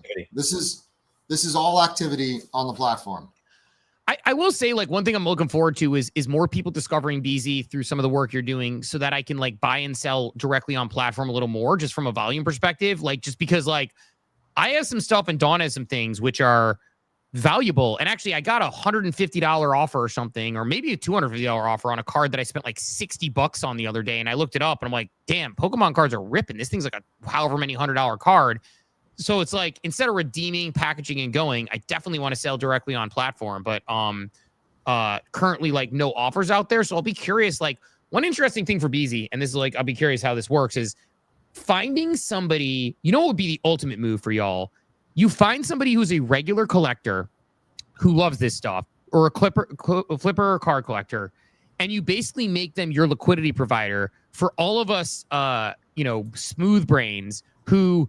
You offer me $250 for a $300 card. I'll send it to them. You offer them free redemption to get it. It's like they could sell, make money on the secondary, and suddenly there's a liquidity injection into the system. I'd love to see something like that as I look at this, just thinking out loud, because I have a lot of cards, some Pokemon cards, some other things that I like, but like some things that I'm like, you know what? Like, I could probably sell this on the open market and be happy. I'm not married to this card by any means.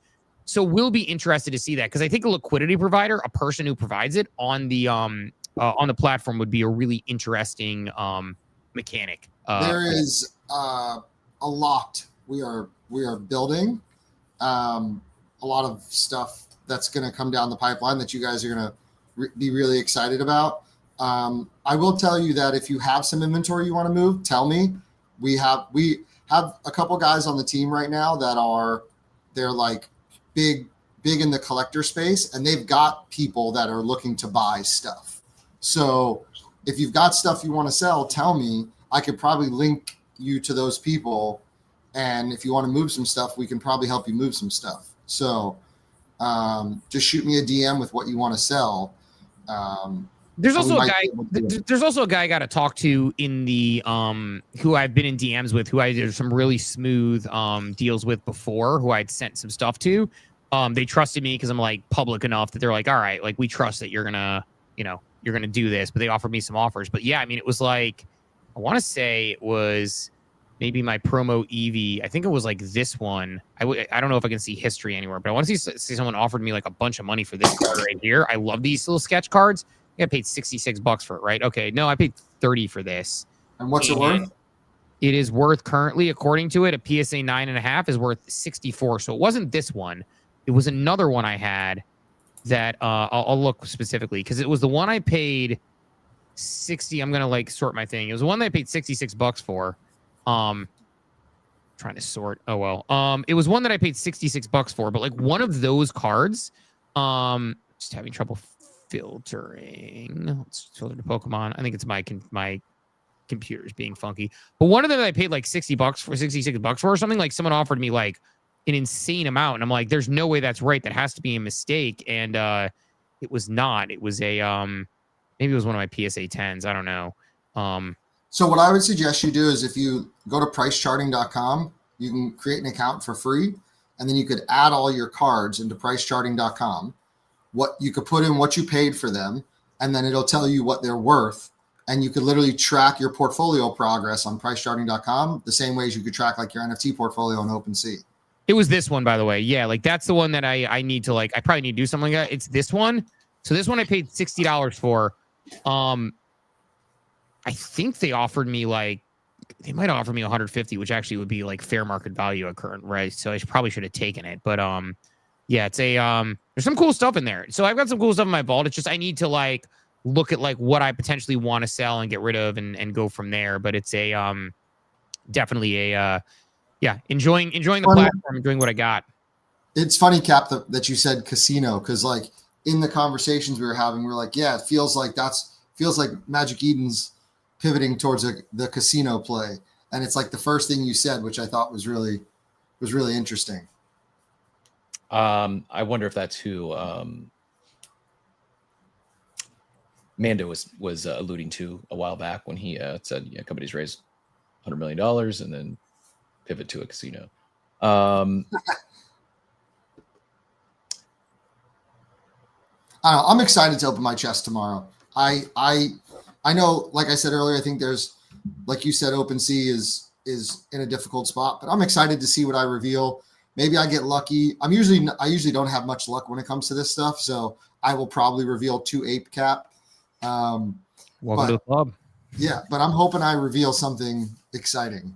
So, speaking of revealing and exciting, I did change the title a little bit ago. What's next after Monad, Mega ETH, Meteora? What to get ahead of next? You know, not for season 2, so you missed the first airdrop at TGE, but what can we start looking at now? This is not an all-inclusive list, although it's kind of eye-opening when you look at all the upcoming tokens that from major protocols and chains. Again, not all inclusive, just taking Star Platinum at what makes us think Kalshi is definitely going to have a TGE? They're not even crypto native. That's an interesting choice. Yeah, Joey, do you mind turning your mic down a little bit? Sorry, children. All good. I don't know. I thought that someone said a Kalshi token was coming. I assume with their full court press on crypto KOLs, I would imagine that they go on chain at some point. Maybe not, but if they do, it would be a big one. Other ones listed here: Base, Monad, Polymarket, MetaMask. I don't think that'll be huge. Pump, if ever. It's kind of wild that they still haven't had their TGE yet, and I'm wondering if the pump fund trenches are in fact cooked. Good ones, Abstract. I'm not so sure on that. That's the other piece of news we'll talk about here in a minute, Steve. Meteora, Fantasy Top, Rabby. I don't even know what MMT Finance is. Farcast or OpenSea, Project X, Yeet, Arbitrum. I don't know what IRYS is. Plasma, Aster, Sentient. Then you got the mid-tier, Billions, Raya, Limitless, Fogo, Stable, Nansen, Play AI Network, Everlyn, Turtle, Jupiter, Talus, Backpack, Vader. Next tier, Tari, Magic Eden for another round, Novastro, Clout, Network Nova. And he says not happening, Kaido and Photon. Yeah, no love for my Katana folks on there, which is another one. But yeah, I mean, a lot of stuff, a lot of opportunity. I think a lot of these have the opportunity to melt faces. I don't know. We're gonna get a lot of directional input from what happens with Monad, because I think a lot of I think Monad might be the most upside downside potential confusing TGE we've had in a very long time, just because the allocation to creators on X is really interesting, but it's also like people saying numbers like $77,000, which to your point, like, hey, let's have some hope. Let's will it into existence. It's not crazy. Maybe it could happen. But it's like, if creators end up with $5,000 who did nothing, like, I would be thrilled with that as an airdrop for being in that tier. But because people have set the expectation as being the highest tier, and someone's saying $77,000, I think a lot of people will be like, they get $5,000 and they're like, fud it to the ground. So they're going to be in an interesting spot too. OpenSea very similar. I know they have them on. How is OpenSea not huge? How is OpenSea only a good one? It's a great question. I think this also could be the list where it's like people like that guy Dove Kleiman, who's like list of the best running backs of all time, and then he has like Frank Gore number 4 or something randomly thrown in with all the other ones. And people are like, wait, what's Frank Gore doing there? So I think that's probably a little bit of that action as well. The one I couldn't think of yesterday that I referenced a couple times was Alliance DAO. That's the one where people got like $250,000 airdrop earlier this year. I don't even know what they're doing. Apparently, they launched B-Ball XYZ on. Is this the one with Tristan Thompson? I don't know. It lets users play fantasy basketball on chain on base. It's the first time seeing it, but Tristan Thompson has some questionable associates in crypto, but damn it, 2016 Cavs forever. Pre-sales live. Speaking of the Cavs, I also saw, the brand. I think it was Solana retweeted about doing the Cavs loyalty program. Is up top Solana? I don't. Is it? I don't even know. Is that it? Oh, I mean, it's up. It's definitely up top. UPTOP. Oh, it's Avalanche. Avalanche tweeted it. On Avalanche, right? That sounds right. Yeah, they sent out something yesterday. Yeah, I'm not finding it, but yeah, basically was talking about the Cavs and sorry, I'm not great. I'm not finding what I was looking for here. But any other on that list of airdrops, anything that I know you mentioned Katana. Anything else that you're looking to get ahead of? Project X, anything else that you're like, okay, there's going to be a TGE most likely, and you're looking at now using the protocol or platform now in anticipation of an airdrop before it becomes a crowded farm? I mean, at one point I was looking at Meteora, but I assume that maybe there will be a snapshot in 4 months for the work I've done now, so probably not there. Project X, I think Kinetic, maybe. I don't think I'm going to eat well on Kinetic, but it's a good reason to lock up my hype. But, Kinetic, Project X are 2 on my radar. Katana, I have money staking on Polygon that just gets me access to like 4 or 5 airdrops eventually that'll just kind of show up at some point. Turtle Myriad on that chart? What's that? Was Myriad on that chart? I don't think so. I think that's another potentially good one. Yeah, I don't think that one's on there. Steve, did you notice on Project X that you get more points for certain LPs than you do others? I just kind of, Okay.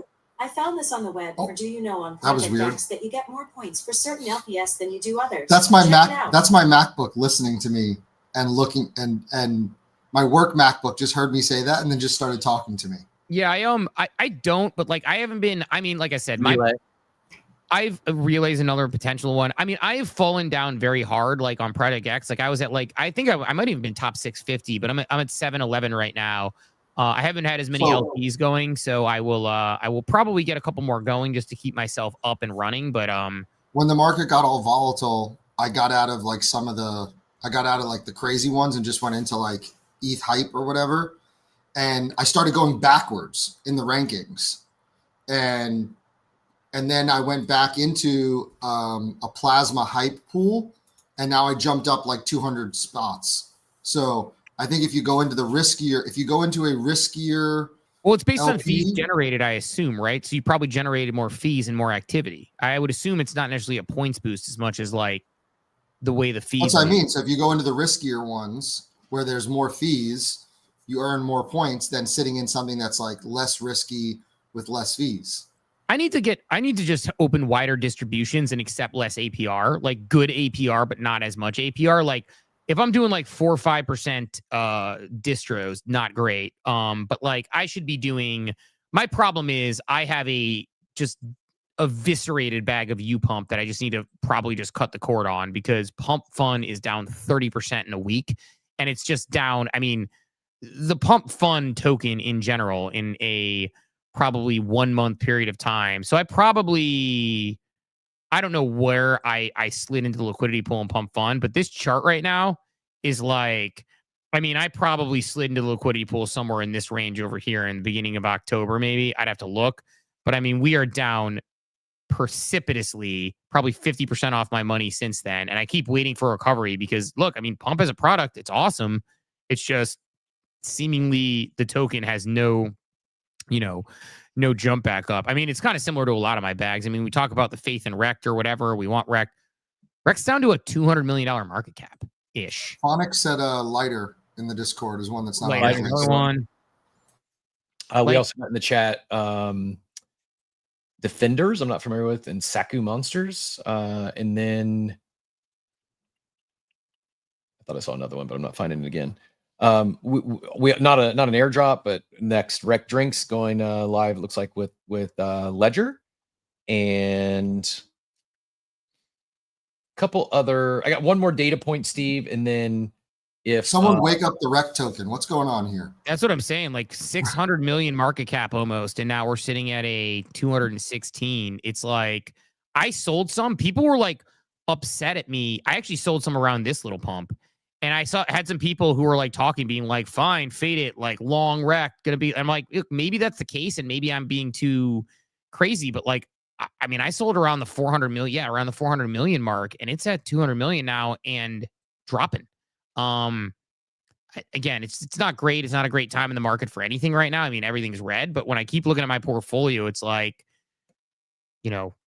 Rect. Why do I have Aster in my portfolio? I do not hold Aster anymore. But yeah, when I look at my portfolio, I see like Pump getting killed, Pangu getting killed, ApeCoin down 25%, Rec down 25%. And do you guys think that what's going on at Abstract is affecting Pangu? Yes.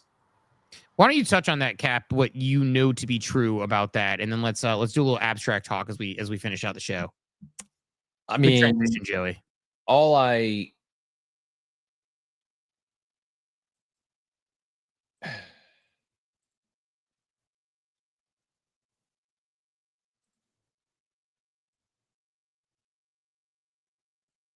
Is Cap completely frozen, or is it? Yeah, I was wondering I thought he was doing like a dramatic pause. Well, I was reading. I was trying to share a post. I was just reading it because I don't really know anything to be true. By the way, that was incredible how still you were. We both thought you were frozen. All I know to be true is that Finn of Abstract Marketing is no longer has his Abstract badge, and speculation is seemingly that he's left unceremoniously left Abstract, has a Remilio or whatever the non-pudgy PFP is, and just says marketing guy, no more mention of Abstract, and the Abstract badge is gone. And then other rumors I've heard is big restructuring underway at Abstract. I mean, we talked about this. I'll just say it because, like, I know it's probably not a popular opinion. I get Finn was the face of a lot of stuff. I think he got unnecessarily like hung out to dry for a lot of problems the chain has that he doesn't necessarily control. Like, I think the marketing could have been better for sure. We talked about that on the show.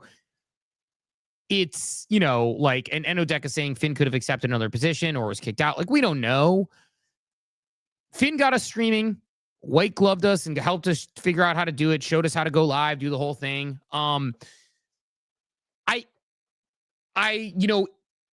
looked at what they were doing at Abstract, and I always kind of thought they had a really good launch plan. Then they seemed like they weren't sure what the next thing was. And then there was just like, it was hard. There's a lot of things going on, and you need to, I mean, I know people who work in marketing positions at multiple of these brands. And there's a lot of times more than you can handle in a day, and you just got to put out the biggest fires. And unless it's a priority, it won't work. Do I think they could have done better? Do I think they overly hyped some things? For sure. But I also think like the way the timeline went after it, unless there was some improprieties I'm super unaware of, which I think some people implied some stuff, but I don't know there's ever proof. Like, people really think that changing the person who's in charge of the marketing right now is going to solve the like problems that Abstract has. Like, I don't think so. I think I'm just going to say it. I think Finn might have been the fall guy here. I don't know as if he was set up to. I don't think the Abstract challenges or like the lack of campaigns, I don't think that's on Finn. I think it's more, I don't know if he, I think it was new in this type of role, and I'm not sure he had a plan, a campaign, a strategy to really do proper marketing. And I think he caught the brunt end of some of the pivots or changes. And, you know, like I doubt that Abstract August was Finn's idea and to follow it, to not do anything. Like, maybe they talked about it. There's some strategy. They're going to kick up something. And then, so he runs with it, and then something changed and they couldn't do it. I don't know, but I don't know. I have nothing bad to say about Finn. I wish him best of luck. And for all I know, it could have just been a glitch, and his X account is, just temporarily not showing his badge. But it seems like that. Seems like that he, not only he, it seems like I would not be surprised if there is a restructuring, because they kind of lost emotion. They had a lot of attention, they had a lot of mind share, and they just don't seem to have that anymore. According to Payne, Finn weathed all his Abstract NFTs and left Discords and chats. Okay. Well, that's a Julian-esque. Remember that. It's interesting. Like, again, I thought, so let me ask this as a comms person. Yeah. Whether voluntary, involuntary, doesn't matter how it goes down. If your spokesperson, marketing, whatever you want to call it, like the voice of your brand to the customers, the community, whatever you want to call it, leaves, voluntary or involuntarily, isn't there normally a announcement or communication to said community or customers? This is a hard one, because from an internal perspective, you would have the boss send out a thing. If somebody was let go, you have the boss send out a thing so they know. In fact, I had this conversation at one point at a company I worked at where somebody got let go and they were trying to like keep it under wraps. I'm like, you need to send it out, because if you don't send it out and people are asking, where's this person? What if they right? What's that? You gotta get ahead of it, right? Well, you don't want it to be like in that situation in the private like sector world. You don't want them to be like, you know, hey, yo, Steve, could you swipe me in? I forgot my badge, right? Like, so you need people to know, right? In the public sector like this, you want it to be as close to what Doodles did with their their product team and their and like Austin and them as possible, where it's like, look, this has been the journey of a lifetime. It's yada yada yada. If it's unceremonious and you can't come to it, like, somebody on the team should probably say something before assets are weathed and before like PFPs and things are changed. It's tricky because I don't know enough details to say for sure how it would have handled. But yeah, I mean, it's obviously more ideal if Finn says like, look, like, this has been awesome working on this. I'm entering a new journey, more on that soon, whether it, whatever the case is there. And then they, quote tweet with like someone from the chain being like, yo, like, so grateful for everything got off the ground, launched a streaming platform, onboarded hundreds of streamers to our platform. Like, you want that. I think in crypto, a lot of people don't sort of take the high road and care about that stuff, though. They're just like, whatever, on to the next. And you'd like to see him celebrate his accomplishments, which he accomplished a lot. He did a lot of things there, and you have to appreciate that. And you would like to see the people who were his leaders there. You'd like to see Luca quote tweet and give it. You want a steady hand. Finn says he's on to the next thing, but he appreciated it. Luca quote tweets and says something really nice. Michael Lee quote tweets it. Saigar quote. It's like, I don't know what the falling out was there. I don't know what it looked like, unless there was like improprieties, right? Like, so we don't know enough, right? Like, there's people who are accusing him of things. If those things that they accused him of are true, they can't do that. If they are, they can. So it just depends on like so many things along with the circumstance. Yeah, I agree wholeheartedly. I also think that's why, though, some sort of messaging or communication around it, because if not, it's just like, then you get this speculation. And unless it really is, I'm not saying it is the case, like, because I don't think it is, but unless there's like legitimately like investigations and other things going on, right? I mean, like, those things fundamentally change how you go about it, because if you can't say anything, then you won't say anything. If you can say something, then you should. If it was just if someone just got laid off or it was amicable, you would like to see a post from the person. You would like to see a bunch of quote tweets from leaders of the company to like steady the ship there.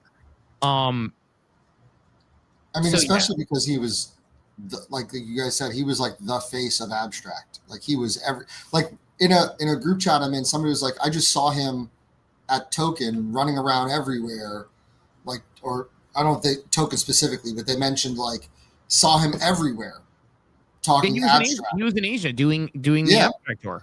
Yeah, Just so it's like, a month, right? And now all of a sudden, like, there has to be some comms. Hopefully they flew him home. What'd you say? Hopefully they flew him home. Left him in Asia. I mean, depends on which country. It's a joke. I'm sure they flew him home. Jambert says, I think Lucas should be more involved with the whole abstract thing. Yes or no? I agree or disagree. I think it's one or the other. Can I ask what, like, and I still have one little Pudgy left, but like, what is Pudgy Penguin's focus right now? What are they doing? Know. This is why I kind of like, I could disagree. I could agree. I think it's one or the other. I think Luca needs to double down and get re-engaged in abstract, or spin it off and eliminate the distraction. Focus on. Is this what? Remember when we had all those things to say about Yuga and how like they're doing too much and their focus is everywhere, and like, what are they? Is this what we're seeing with Igloo right now with abstract and Pudgy Penguins, and where's their focus and what are they doing and what are they building? Are we starting to see that same, like, there's just too much going on? I don't know. I'm not there. I'm not on those meetings, but that's my interpretation from the peanut gallery. It's spread a little thin per Von Frunten. Luca has mentioned in Inner Igloo that he's intentionally not on abstract to allow a community to form organically. Odeka says, I don't know who the abstract leader is anymore. And I'm not talking about KOLs. Michael Lee is the CEO, I believe. Michael's awesome. Big fan of Michael. Maybe, Steve, that's maybe what we should do, is just reach out to Michael, see if he wants to come on the show for an update next week. Yeah. I will, but like, if they have some announcements, if they are going to do a restructure, Saigar is the lead dev. He started Frame and then Abstract acquired Frame and brought that team over. So yeah, Saigar's the lead dev. Michael Lee's the CEO. But I think what Odeka is saying here is who's the voice, who's the spokesperson, who is the community lead. It was Finn, and I think Finn was marketing. The community lead is different. Like, Dyla is in a community lead role, unless she's not there anymore, right? Like, they have community lead positions where Finn was the marketing guy. So I would ask, not so much who's the community lead. I would ask is like Diabolito says, like, who is the front man? Who is the person now that we look to if Michael Lee's not front facing? Right. Finn was marketing. They have other community leads. When I say community, I'm really referring to like the front man. Like I think, like, at least from, again, I'm not in the Inner Igloos. I'm not in the abstract Discord. I'm on X. And from my perspective, Finn has been the the spokesperson of Abstract for a while, and who is that now? And maybe that's what we'll get if they are in fact going to restructure. Maybe we'll find that out here soon. But it's a lot. It's really hard. Like they have a lot on their plate. I mean, Pingu's a brand all in itself. That's over $1 billion FTV. Pudgy Penguins, a leading NFT collection and leading NFT brand and IP there. Can a layer 2 blockchain fit into all that and support all that? Yeah, it can. But then you think about like Pudgy Party, and that's on Mythos or Mytho. I don't know how you say it. It's the polka dot Mythical. So it's like where.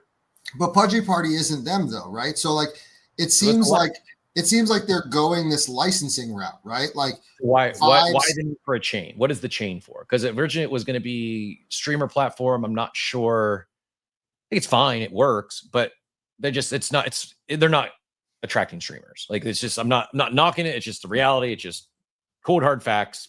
Like we stream on there every day. I'm grateful for it. It got us streaming.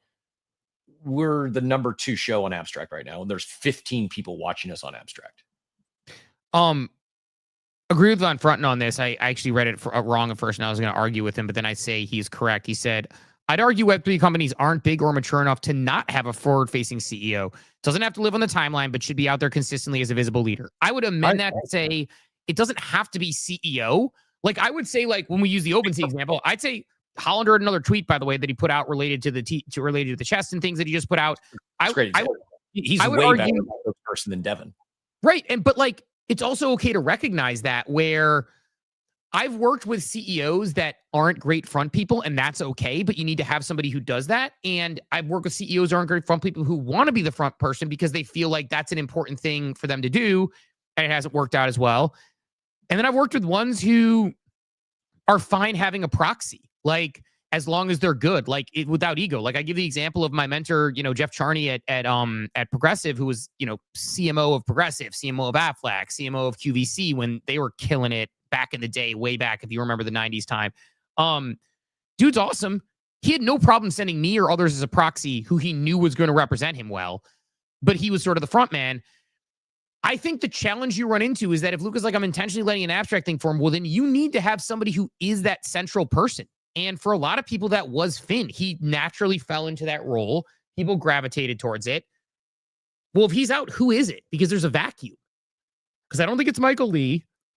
I don't think Saigar is necessarily the right fit for that. Who is it?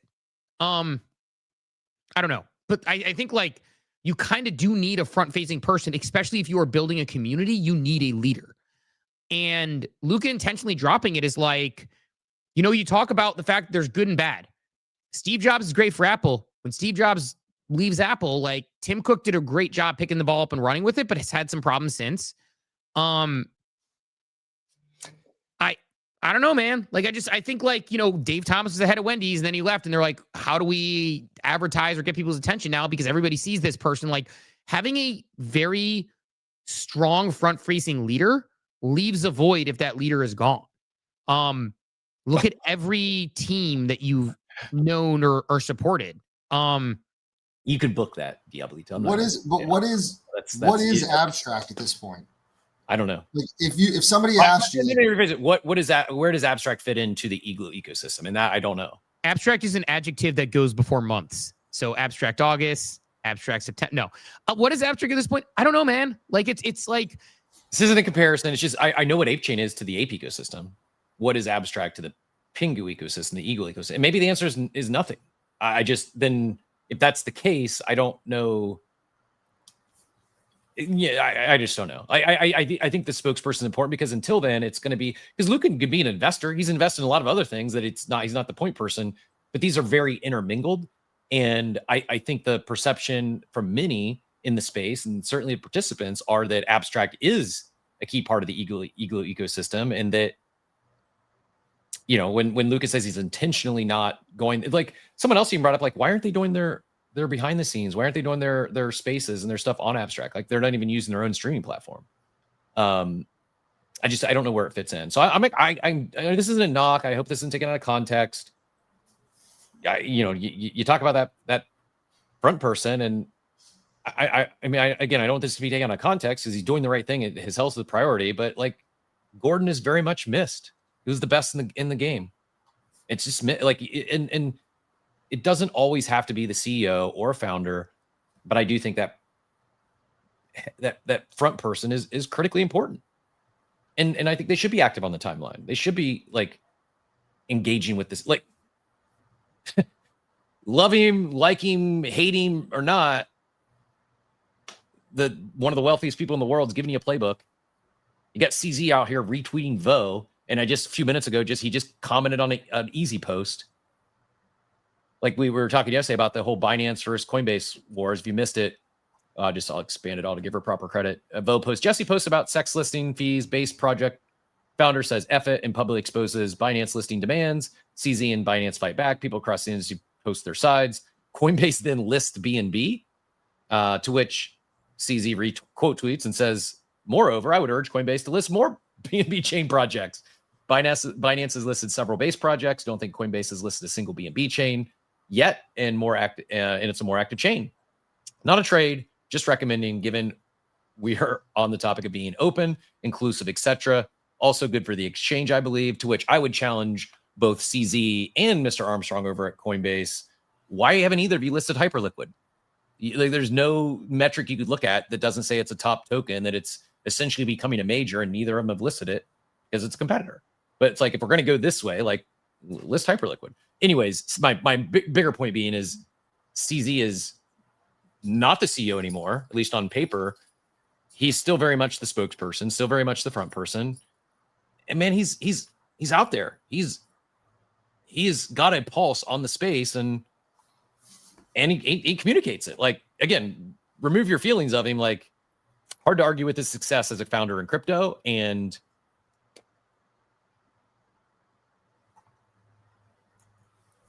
in my point there. I mean, speaking of frontman type thing, just sharing because it was relevant to our conversation this morning, just a couple minutes ago. Hollander, a reminder that every chest will contain a treasure, which will be meaningfully considered by the foundation at TGE. This meaningfully considered has been used a lot. That must be legally approved language.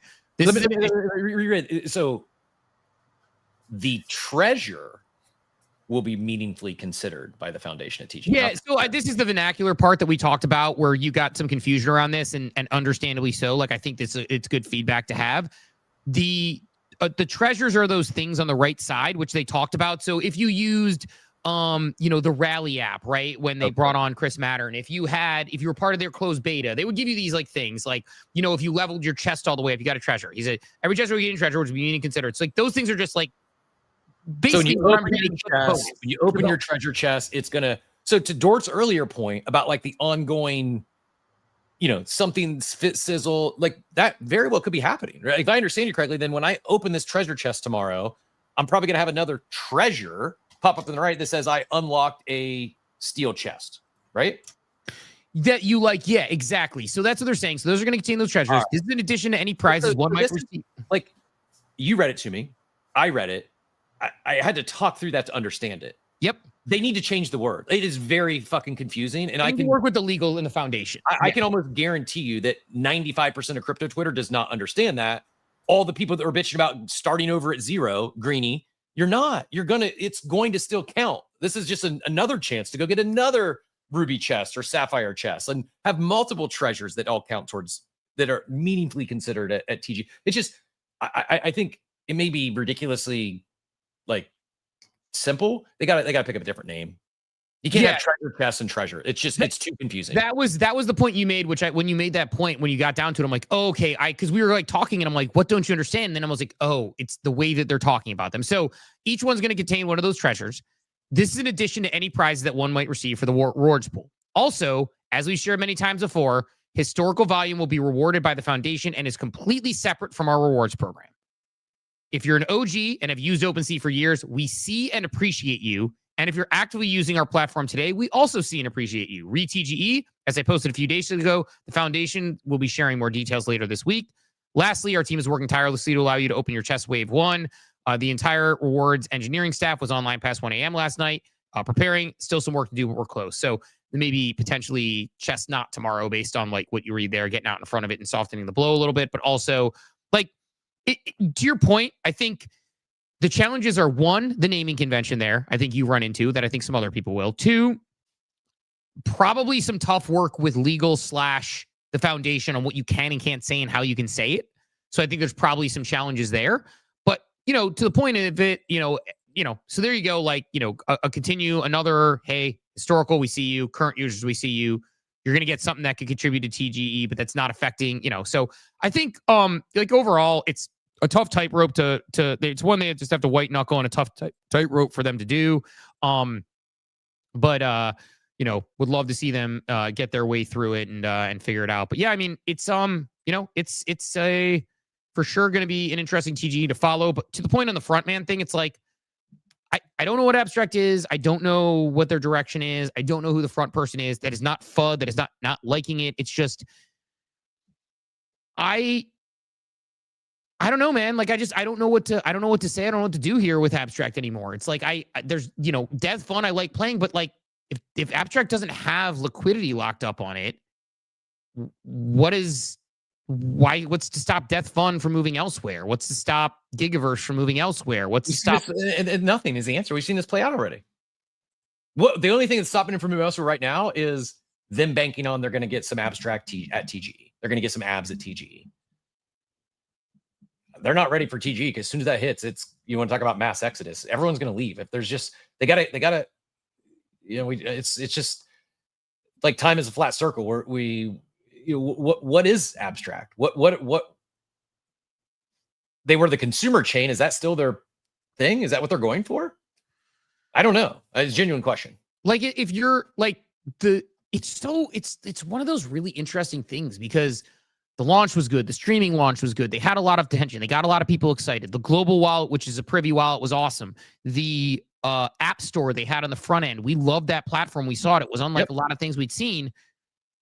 And then it was like I said, it felt like they had a really good launch plan. Then it was sort of like, what now? And it's like there was like probably like a couple of months. And then it felt like they were building the train as, building the tracks as the train were coming in front of it. And just like, I'm empathetic that it's a lot of work and it takes a lot of time. But like, yeah, like I saw Eli the other day talking about why he wasn't streaming. And he's like, I also stopped streaming on Abstract because there weren't updates to the product. It's a low priority, so there aren't going to be updates to the product. So like, I don't know what to expect there. Like, it's not great if like your top influencer, your top creator, your top streamer who branded himself around Abstract is like, yeah, I don't know what's happening here. And like, it's just, again, like, I'm not saying this as a FUD. Like, I use the chain. This is last month, Steve. And notice what's missing. Remember when Abstract they were leading on this? Yeah, they were a top 3 for a long time. Over the past month, they've fallen completely off the pre-TGE leaderboard. I think the biggest thing you said right there, Steve, was there's been no updates to the platform. Like, why hasn't the streaming improved? Why is there not like basic stuff that you have on other streams like Twitch and Kick and YouTube? Like, why is it just, if it's not a priority anymore, they should probably just make an announcement like, we're not the streaming platform anymore. We're not shipping updates. Sorry. Instead of just leaving it. I think they've kind of said when asked that it's not a priority or it's like something that we have other things to do. It's just sounds like they've also alluded they're in the process of closing another round. Maybe maybe Luke has been out on a fundraising tour, as has Michael, and they need to get this round closed to get more money in the coffers, and then we see round 2 for Abstract. Maybe. Yeah, I mean, I'm not like, this isn't me fudding. I just don't yeah, man, I don't know. I like, it's a very hard thing to build in this space. It's very hard to work in any position at a high level in this space. I am not knocking that. That's one of the reasons why, like, I would get shit for being too much of a patsy when I was doing interviews, talking to people, and I tell people, I'm like, I'm a lockbox behind this. I'm a walking NDA. I'm a lockbox behind the scene. I don't gossip. There are things I know that like people closest to me don't know because like I have conversations and people can trust me. I know how hard every day. I don't even know what he's going to New York for, and I talk to him every day. Yeah. No idea what I'm going to New York for. Going to New York on Monday. I'm actually short on the show on Monday too, because I have to have a meeting about the Harvard thing that I'm doing the next week. But yeah, I'm going to be in New York Monday through Tuesday, and then Wednesday I'll be home, and then Thursday I'll be in Vegas, and then it's like so it's going to be a week and a half of travel for me, which is going to be crazy. At that point, I'm going to have my friend. I actually talked to my friend who's a trainer. He's going, if I can get to the CrossFit gym at the right times, I'm going to have him train me there. If not, I'm just going to have him look at my basement and everything I own, and I'm just going to have him write me and he knows, but I'm going to have him write me he was the best man at my wedding, Joey Vowles. He's an absolute monster when it comes to this stuff. He looks like a Viking. I'm having him write me and keep me accountable on a training in my house in November, like starting that November, and I'm just going to like fucking rush through that with a really good rush. But like, yeah, man, like I'm pretty good at keeping secrets. And when people talk to me about stuff like that, or they want to confide, like I've talked to founders people would be surprised about who are just like, I just want to unload and bitch and talk about all the problems. I'm like, go for it. I feel it. And so when I'm empathetic to people who are building, like people like Finn, or people building on Abstract, or people who are building, like whether it's Andy with VFriends or other people, and people say like, how could you do this? Or how could you give that? It's yes, they're in a high position. Yes, they signed up for it. It also doesn't change their humans. And it is really hard. It is really hard. And so when I say this stuff, like what Adam Hollander is navigating is really hard. What Luca and Michael Lee are navigating is really hard. It's one of the reasons why you don't see me when I come up and I critique things. It's generally not just I'm pissed off and yelling. I've had one or two of those. They're probably all related to Yuga. I probably had like 3 or 4 related to Yuga where I'm a passionate fan. And so it's like me yelling at the Browns or the Buckeyes. It's like me yelling about firing Ryan Day, but I don't mean that shit, It's like I'm pissed off, and then like they win a national title, I'm like, everything's solved, I'm good, because I'm a fan. Same thing happens to me with Yuga Labs and things, because I love Yuga Labs and I love Bored Ape Yacht Club. But I very sparsely just yelled FUD because I know it's hard building MetaMask. I know it's hard building OpenSea. I know it's hard building Abstract. I know it's hard building Ape Chain. I know it's hard getting ApeCoin proliferated. So like, I hope that Abstract is able to bounce back and make it happen. But when we ask these questions, it's just trying to like surface. I think a lot of times, Cap, we have in multiple occasions surfaced feedback that teams have been like, I didn't know that. I'd be like, well, your whole community's saying it. We've in multiple occasions had that experience where like people have been like, what are you talking about? But like, this is what your community thinks. And so, yeah, man, I think like it's important to have these discussions about Abstract. But the one thing I want to be clear on is we're not fudding Michael Lee. I mean, yeah, we've shared our feedback and it's been received, and I think many have acted on it. I also am pretty certain it's cost us maybe a good 5-6 figures. Oh, I'm positive it has. Like us not. It's the opposite of like free advice or free consulting. It's actually we provided it for free. They took it, they ran with it, and then it's ended up being a 5-6 figure haircut on the back. We've actually absolutely had feedback taken that we've put in that has been implemented and well received, and then it has cost us opportunity for sure. Because yeah, like but people should mention, but I don't care. Like I do, but like it's just like it's frustrating, but like I know this is like really fucking corny. Like I care about this space. Yeah, I care about this tech. I care about the things that I'm part of. And I want them to succeed. And if that costs me money down the line, that's weird. Some shit just fell off that was very bizarre. Let's wrap only because my two quick things. Yes, we can wrap. Fell, so I might get disconnected. We'll see if all my stuff unplugs. It'll buy a thread right now. Two quick things. I just wanted to give the Ethereum Foundation a quick shout out. They shared some data here. #1 ecosystem for developers in 2025. Pretty strong, over 16,000 devs working in the ETH ecosystem, 11,000 Solana, 7,400 on Bitcoin. I'd like to know what those 7,400 people are doing. But nevertheless, some strong dev numbers from ETH. And then we giving our friends over at Doodles a little bit of love here. They shared the first clip of or maybe a teaser on their partnership with Universal. They actually tagged the Universal Horror account this time. Said Wolfman gets a haircut. Again, maybe we get some more what's coming there. I don't know. What does that mean? And last but not least, I just pinned it up top for those that are grinding ApeCoin raid, Ape Chain raid. The Binance promo, the boost window opens in 24 hours. Shout out to I can't remember. Someone tagged us on that. And then last but not least, there's for anyone that's just looking for a thread. I haven't read the whole thing yet, but Balza put out a seemingly a good content creator thread on the Art of Growth CT edition. Pinned that up top. Diego was who tagged us in that. So appreciate you. And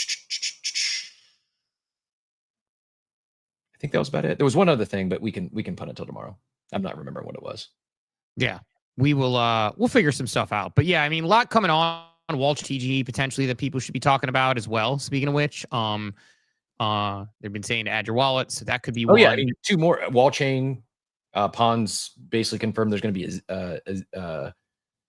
Pons did confirm there's going to be a Z. He said there's going to be a token. If that's alpha, then whoops. I believe was the quote. So we got wall chain Z coming up at some point. Who knows when? But man, it could get like there's a world where we actually get October and markets start. We get a real bull market.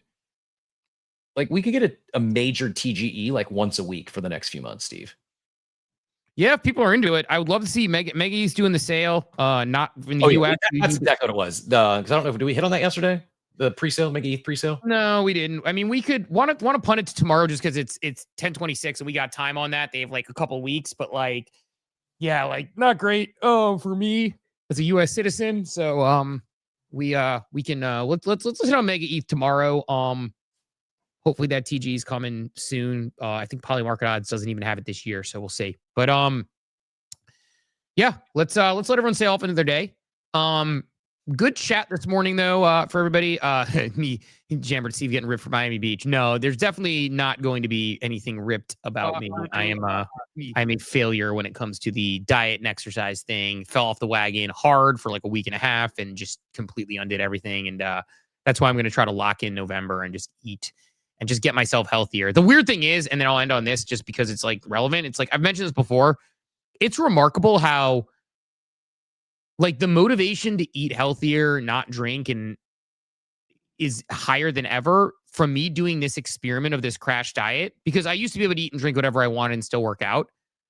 I was eating healthy. I'd rip off 8 miles and feel like I still had some left in the tank on the treadmill and I'd be able to lift and stuff. I got on the treadmill the other day and I was hurting after I've spent a couple of weeks not being as great on my diet. And it's like the upside of what I felt when I was getting after it is just so high. So I just need to get back to that because I felt so much better as a human when I was, I mean, even like, yeah, so there's some opportunity. So I'm going to try to see how I do in November minus like Thanksgiving and the Michigan game and make that work. But so let everyone stay off in their day. Thanks to everyone who came through this morning. We'll talk to everybody bright and early tomorrow morning at 8 a.m. Eastern time to wrap your week. Have a wonderful, wonderful day, everybody. Thanks for tuning into Coffee with Captain, powered by ApeCoin. We hope you enjoyed the show, and remember, nothing we discussed today is financial advice. Until next time, keep exploring, stay curious, and we'll see you soon. Have a great day. Welcome to the future.